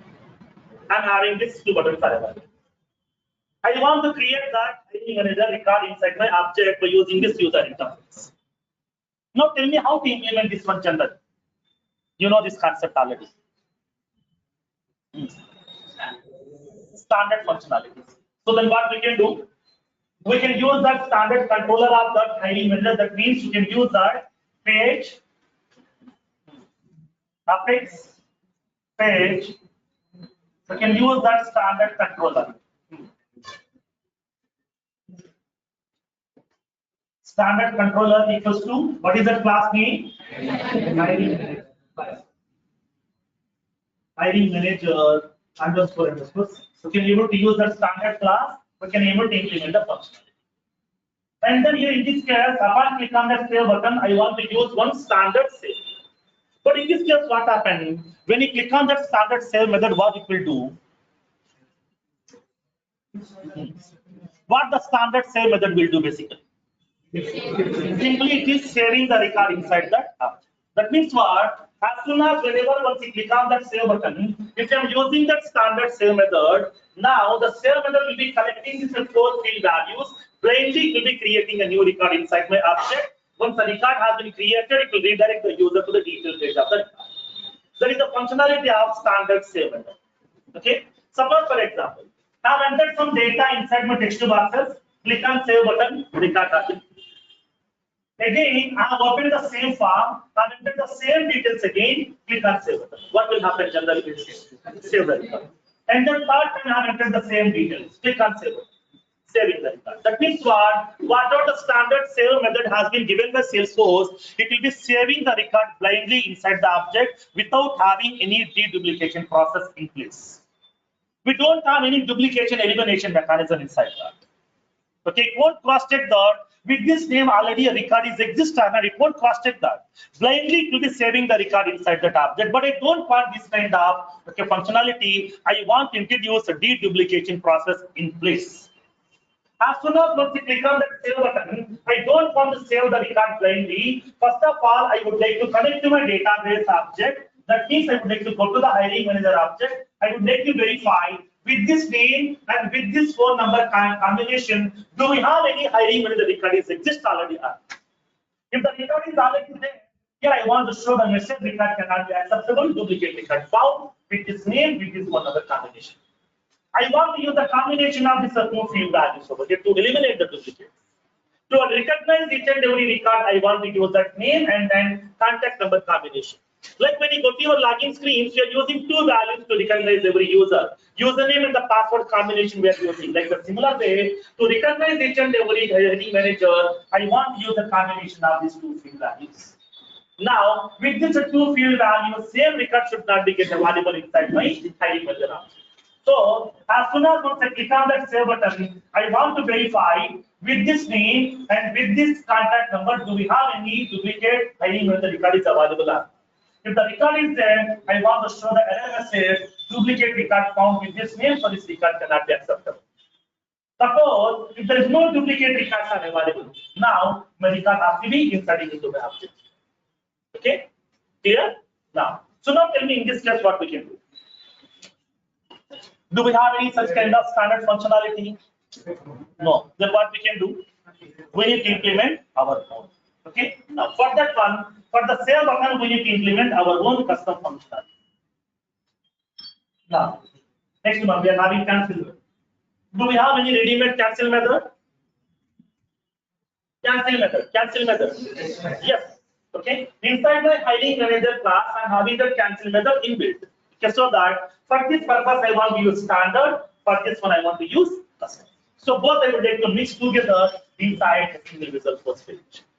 In this kind of situations, you can go with that extension controller. That means use the standard functionality along with the standard, extend the functionality or leverage the features by adding some more additional enhancement by preparing your own custom business logics. Okay, clear? Understood the concept now?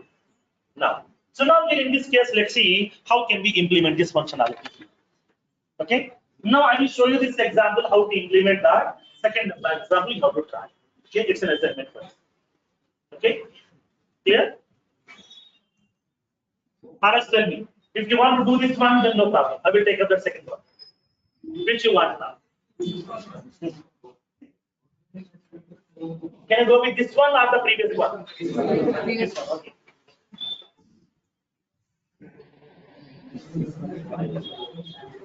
Because in the entry point of if anybody asks where you have used extension control inside your project, then you can explain very clearly. This is the requirement we got so that we are implementing this functionality. But here I'm using the hiring manager object. We can take some different object during that time. Okay. So let's see that functionality now.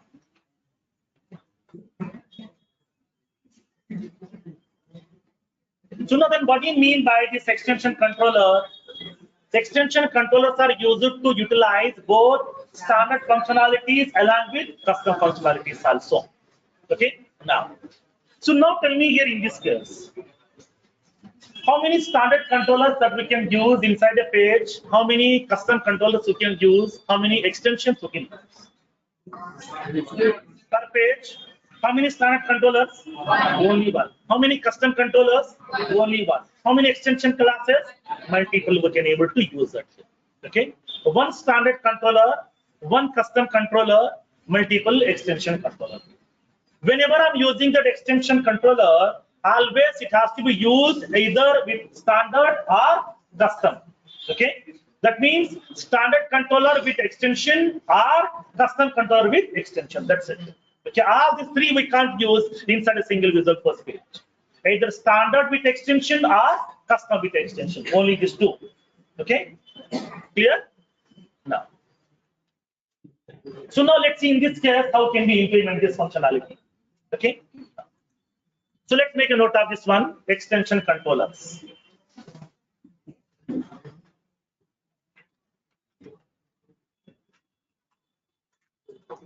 By using this feature, we can reference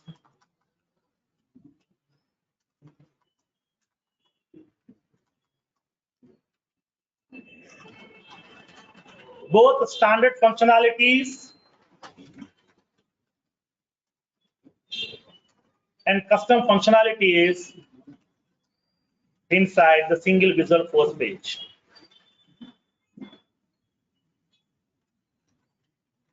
Inside the single visual force page. That is, we can use all the standard functionalities or all the standard features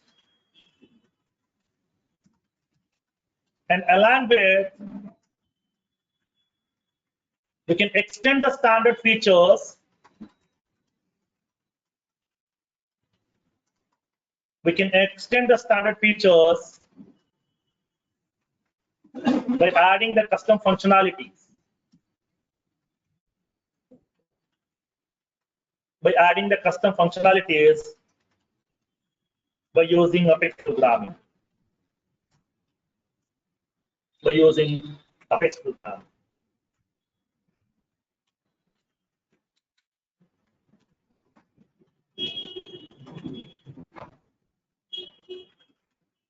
The extension controller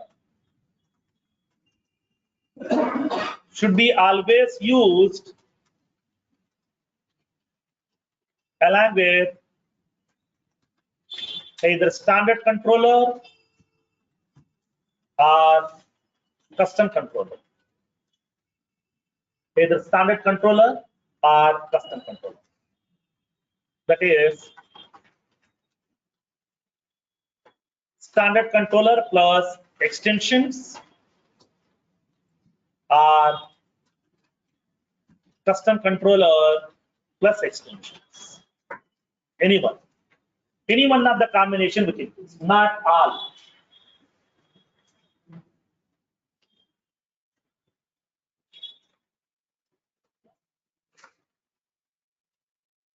The Visual Force page can difference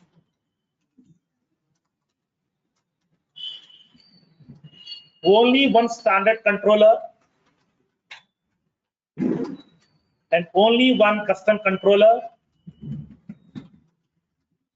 and one or more extension controllers. Extension controllers.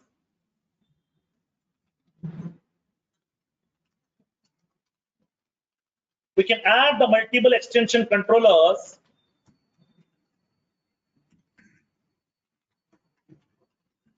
inside the page by separating a comma.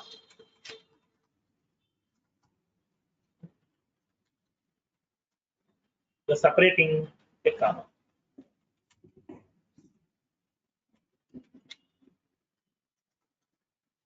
Syntax. Apex page standard controller equals to some account. We can specify extensions like as accounts extension, and we can write the register.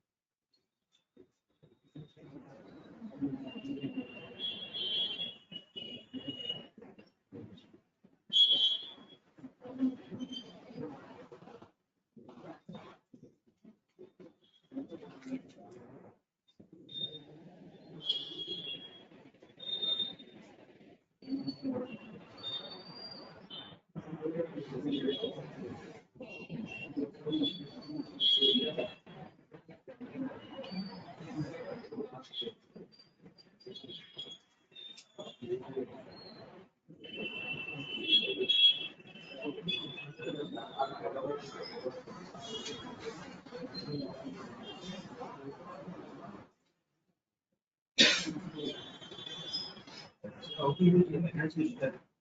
How to use enhanced listed? Just to use that enhanced listed tag with some properties. We are having few properties are available. No need for all these extensions. We have to use. We have to use extension, and then we have to use the enhanced listed tag. Directly we can let you control it. No, it won't allow. It requires standard controller. But the such a feature requires custom controller, right? So we can't use standard with custom both. Standard with the extension or custom with the extension. Okay, that's what.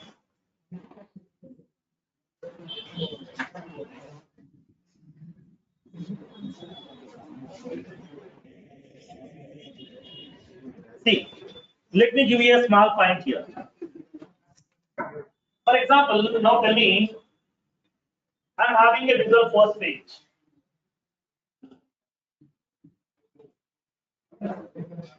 Inside the page, I'm using the standard controller.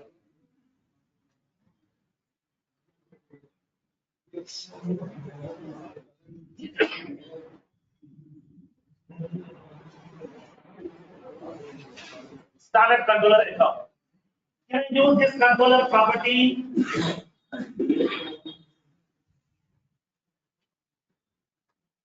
Can I use this controller property that is standard and custom both?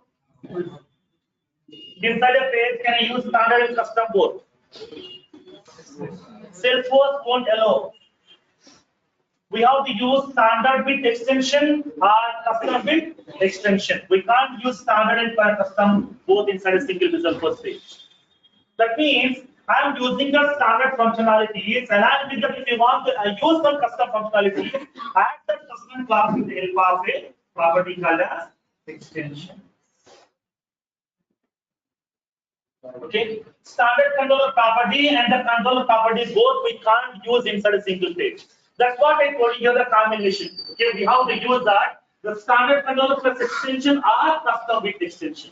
Any one of that combination. But standard plus custom both we can't use inside a single visual page. Okay, clear?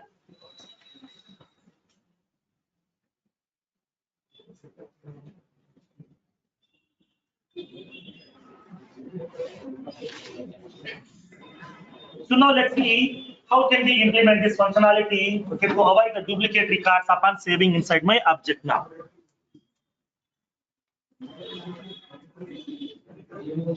Done with this one?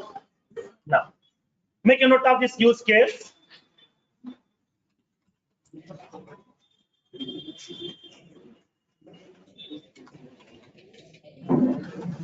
Design a visual first page to create the hiring manager records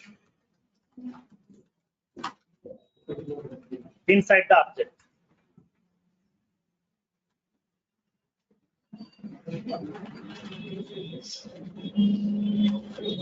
Before saving the record,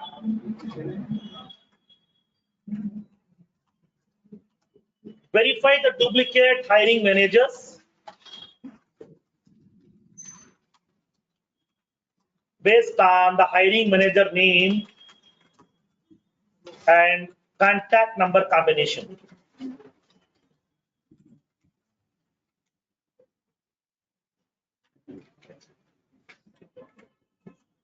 Contact number combination.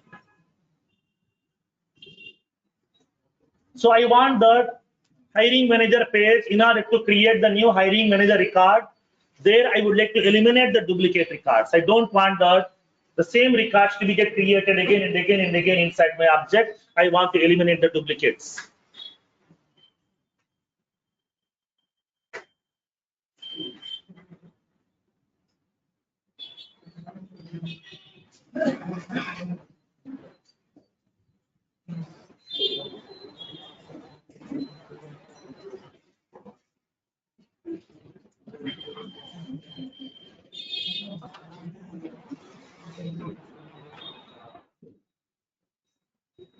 Done with this use case?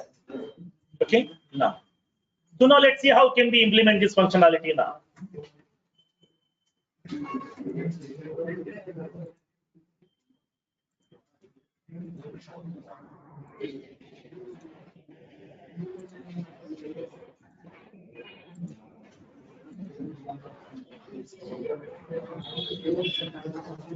I'm creating a new page. Last row. What's happening?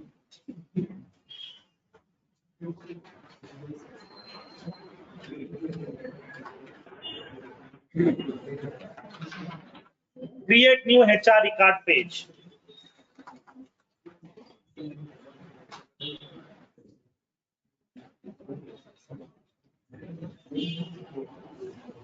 Okay, so I'm creating a new page with the name create new HR record page.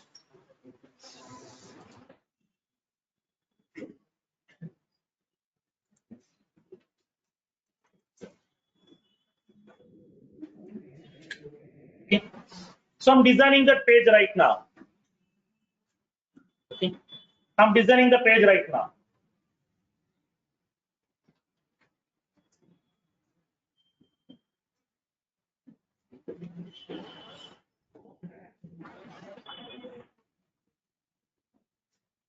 Sounds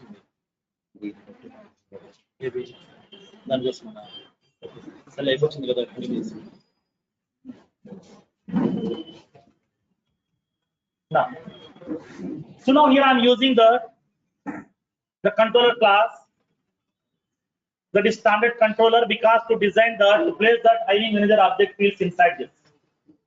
So I'm using that standard controller hiring manager.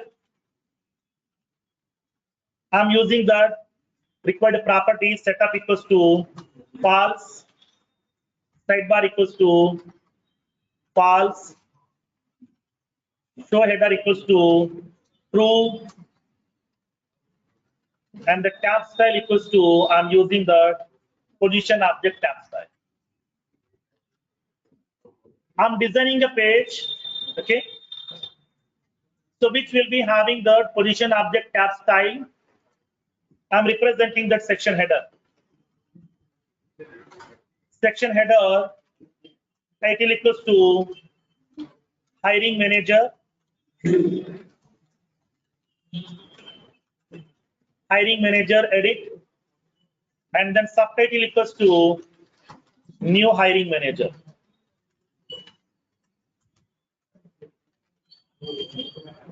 Apex farm. Okay. So now tell me, how can we get that hiring manager object name dynamically at runtime? I don't want to hard code that name here. I want to get that name dynamically at runtime. How? If you want to get that name, then tell me. Dollar symbol, dollar is representing global variable. Object type dot hiring manager __ C dot label. Okay, we can able to get that name of that hiring manager. Suppose in future, if somebody is changing the label of your hiring manager object, the new label will be getting representing inside your result first page. Okay, we no need to make the changes here. It will be collecting automatically by default. Here also, I don't want to indicate that hiring manager name over here. I want to indicate, I would like to collect that object name dynamically at runtime. Use that global variable. Dollar is representing global variable. Object type dot hiring manager __ C dot label. Get the label of that hiring manager object dynamically at runtime. In future, if you're changing that object label also, that new label will be coming into your user interface. Okay. Now, inside that form tag, okay, I'm using that page block. I'm using the title equals to new hiring manager block. I'm placing that page block buttons. I'm giving the location equals to both. I'm indicating the command buttons. Command button value equals to save. Apex command button value equals to cancel. I'm placing the button controls on my user interface and both the locations on top as well as on bottom also. For that one, for the page block buttons tag, I'm giving the location property, location equals to both. Sometimes if you want this button controls only at the bottom place, then what we can do? Bottom. Okay, I'm using that location equals to bottom. Only at the bottom place you will be getting that button controls. Depends upon your location. Now, after that I want to place that page block section. Apex page block section. I'm indicating the title equals to new hiring manager.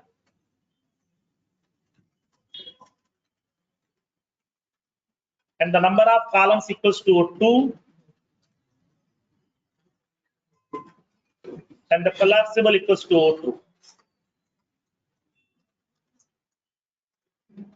I'm indicating that collapsible property. So now a new page block section has been added inside my Visual Force page. Now I want to place that text boxes inside that. Now I'm binding the input fields. Okay, input field value equals to, we can specify hiring manager __ C dot name. That means I'm going to be representing the fields of that hiring manager object on my user interface. So it is going to placing that field hiring manager name equals to, is the field will be getting populated. I want to make this field as required. I'm using the required property equals to true.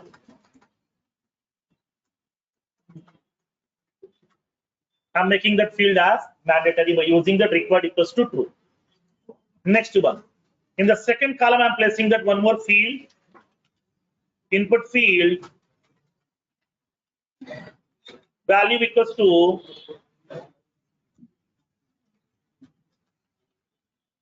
hiring manager __ C dot location. So now the location field has been populated. All the values are getting placing inside my user interface. Next, I'm placing that input field value equals to hiring manager __ C dot contact number. I'm placing that contact number field inside this user interface. Apex input field value equals to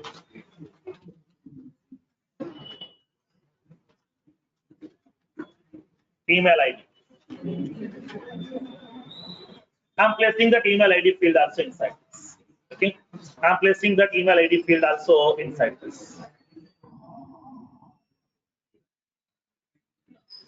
Do we have any more fields inside this? Like PAN number, any other fields? PAN number field is there.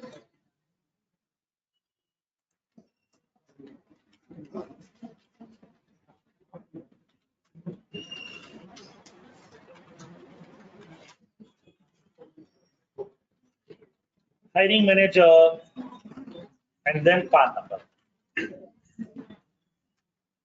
Okay, so we have placed these fields inside my user interface.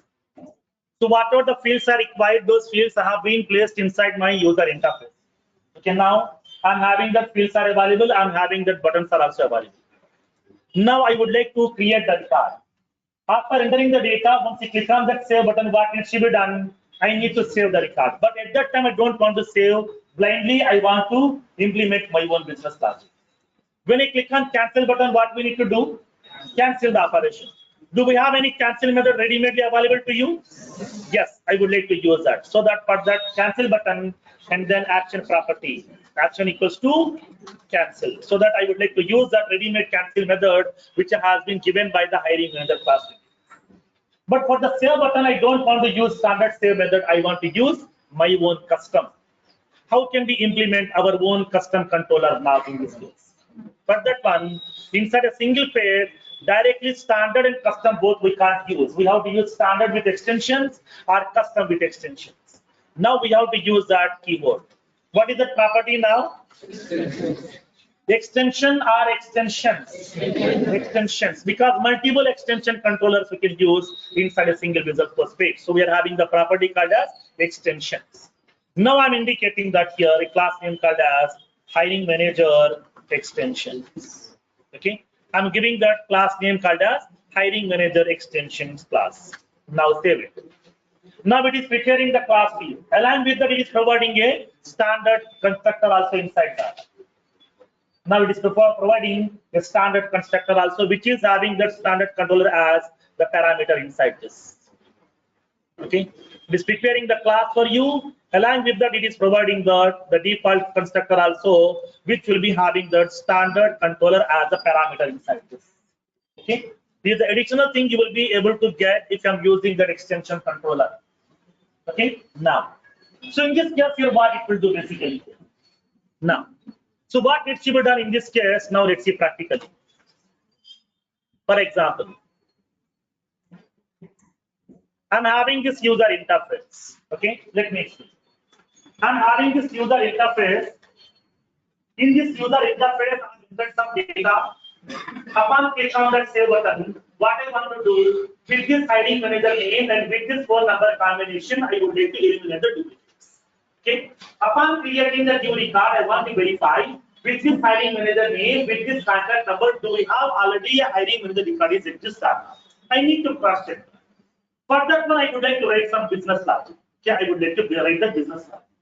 So in this case, we need to collect these values right first, because based on these two values only, I would like to add some conditions inside the SQL query. Based on this name and based on this contact number, I want to verify with these details how many records are available. I would like to get that count. So that I need to collect these two values. To collect these two values, now this constructor will help you a lot.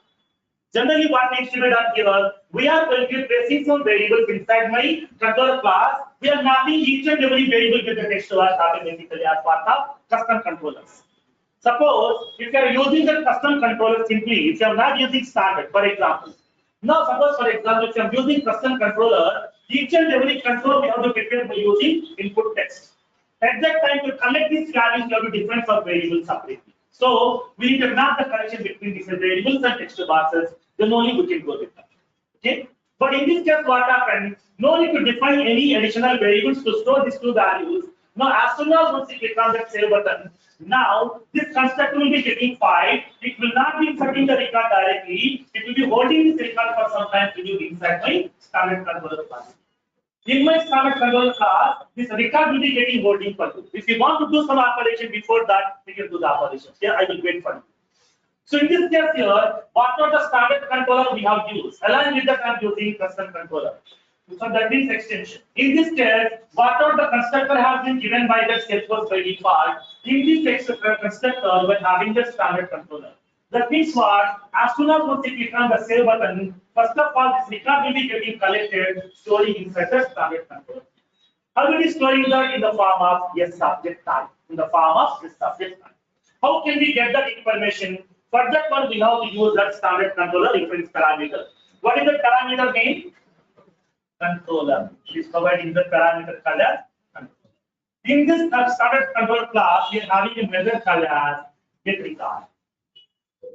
Okay.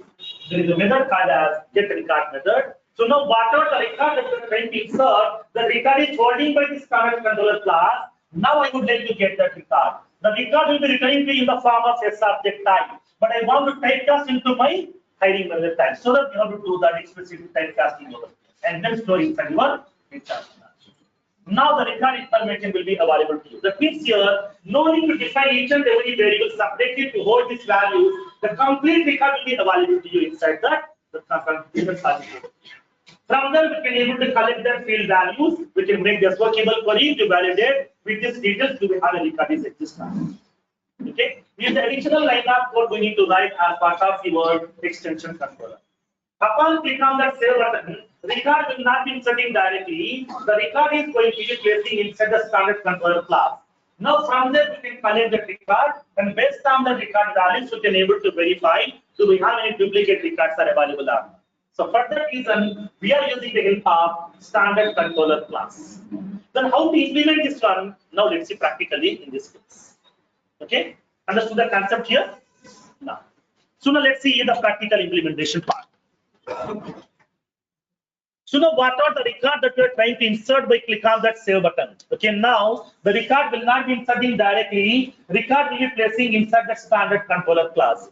Now it is holding that record in the form of a subject type. From that I would like to collect that record here.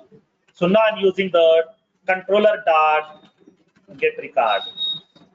Okay, I'm getting that record. That record I need to convert into my hiring manager type here. Hiring manager.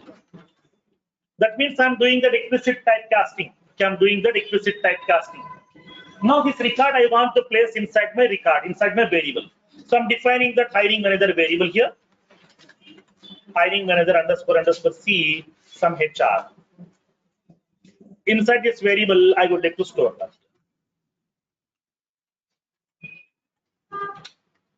Okay. So I'm defining a variable, okay, which is of type hiring manager. That means what? I would like to get this information. Whatever the record you are trying to insert, that record I don't want to insert directly. I want to do some validation. What is that validation? Based on the name, based on the contact number, I would like to validate. With this combination of values, do we have a record in this start? So please hold that record for some time. Don't insert directly. So that here we are using the constructor. Constructor is going to be executing automatically. Once you click on the button control, constructor will be getting executed. It will collect the entire record information, storing inside the standard controller class in the form of subject. From there, I'm collecting the record with the help of the getRecord method. Now it is storing the record in the form of subject type and converting into my own type using explicit type casting. The record I'm storing inside my variable. Now we can write the business logic method to do the validation part. Okay, so in this case, I would like to write the business logic. Now let me prepare that method in order to implement that business logic right now. Okay, now let's see. I'm preparing the business logic method. Public void validate duplicate HR records. Okay, I'm preparing that method with the name public void validate duplicate HR records. So once the HR record is available, I would like to validate this information here. If HR record not equals to null, that means if the record is not available, if the record is available, then what I want to do, I want to make a query to the database to verify with this HR record name, with this HR record contact number, how many records are there. I want to get that count here. For that one, I'm using the integer records count equals to, I'm making that SOQL query. Select count from hiring manager. Okay, now where name equals to HR.name and contact number equals to HR.contact number.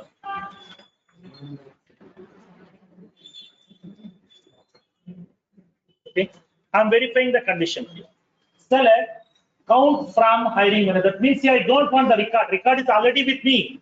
Now I want to verify with this name, with this contact number, how many contact records are available. I want that count. For that reason, just I'm using the count function. With the help of the count function, just I'm getting the count, okay, from the hiring manager, which will be having the records whose name is exactly similar to my hiring manager record and whose contact number is exactly similar to my contact number. So now I would like to get that records count. Once the records count has been getting collected, then we can decide. That means if the count value is greater than 0, that means what? If the records count is greater than 0, that means it may be 1, it may be 2, it may be 3, whatever. That means what? Duplicates are available or not? Yes, duplicates are available. If the duplicates are available, what I want to do?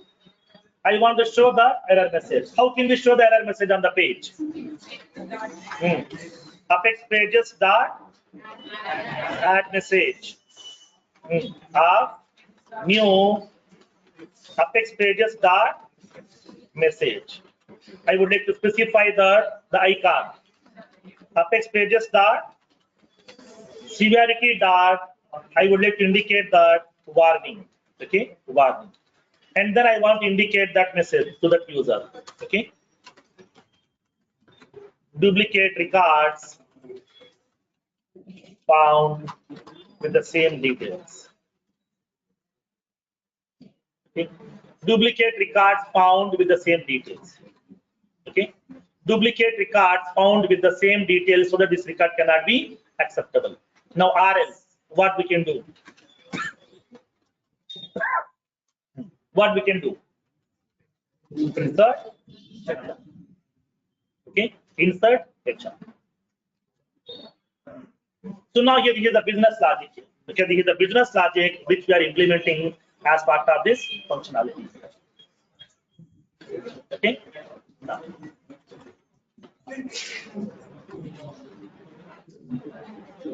So now here in this case, so now what I'm doing here in this case, I'm preparing a method to validate duplicate HR record. So whatever the HR record we have collected from my standard controller class, that means once you click on that save button, now this method will be getting called now. I would like to map that method. I'm mapping that method. How to map that method here now? Action property. Okay, action equals to specify that method name. Okay, I'm calling this method. As soon as once you click on that button control, now this method will be getting invoked.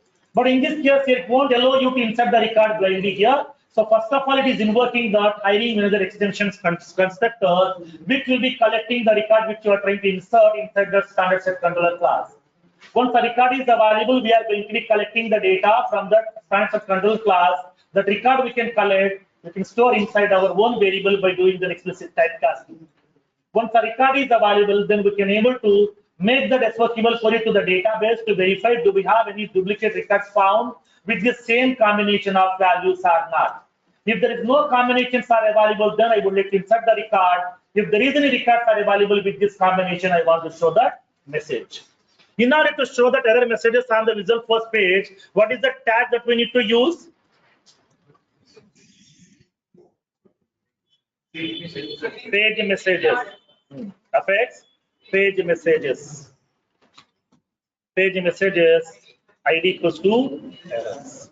Now this property also I would like to refresh. So that here upon click on that save button, I would like to re-render this property also. Re-render equals to, I would like to specify that. That's it. Okay. So this is a simple piece of business logic we can write in order to implement that extension controllers inside your Visual First page. Now, so let me show you the combination of these records here. For example, let me test this. I'm having few hiring manager records are there. I'm copying that record name, Kiran Kumar. I'm placing the same. Contact number, I'm placing that same.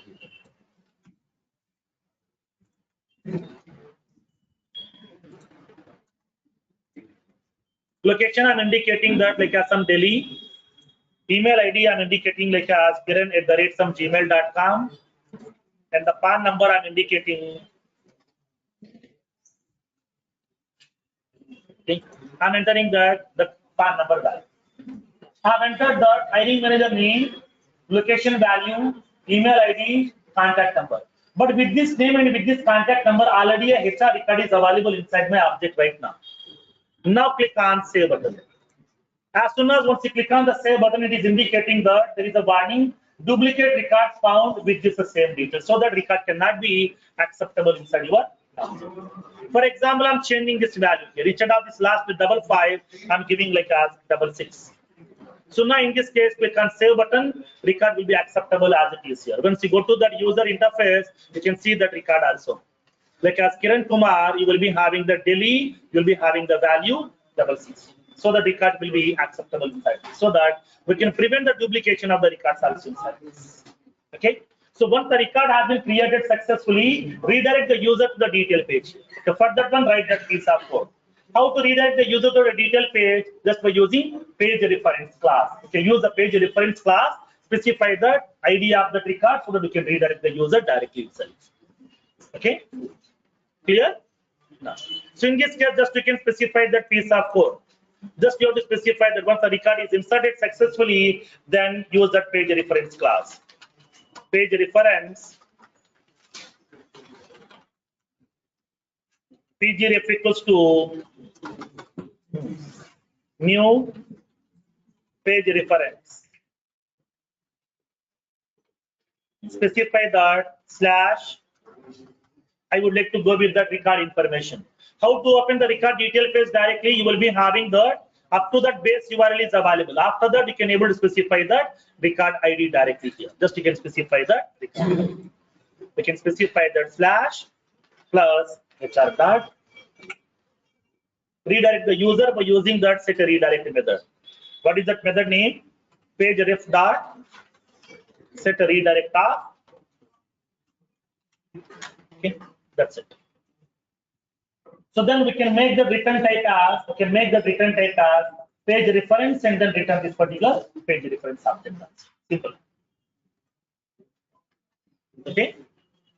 Clear?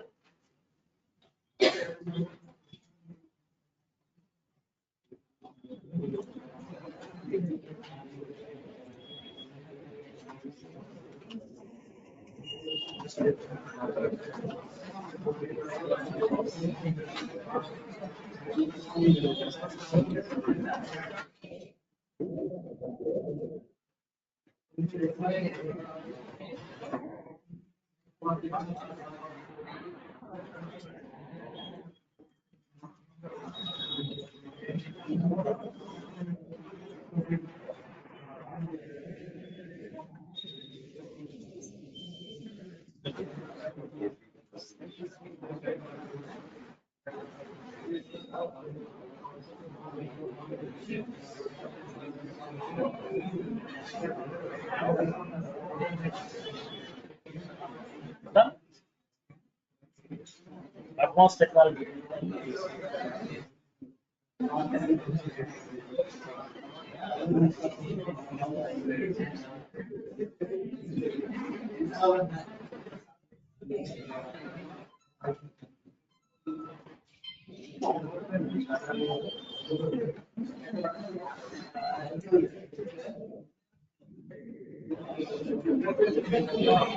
Okay. When a video is over.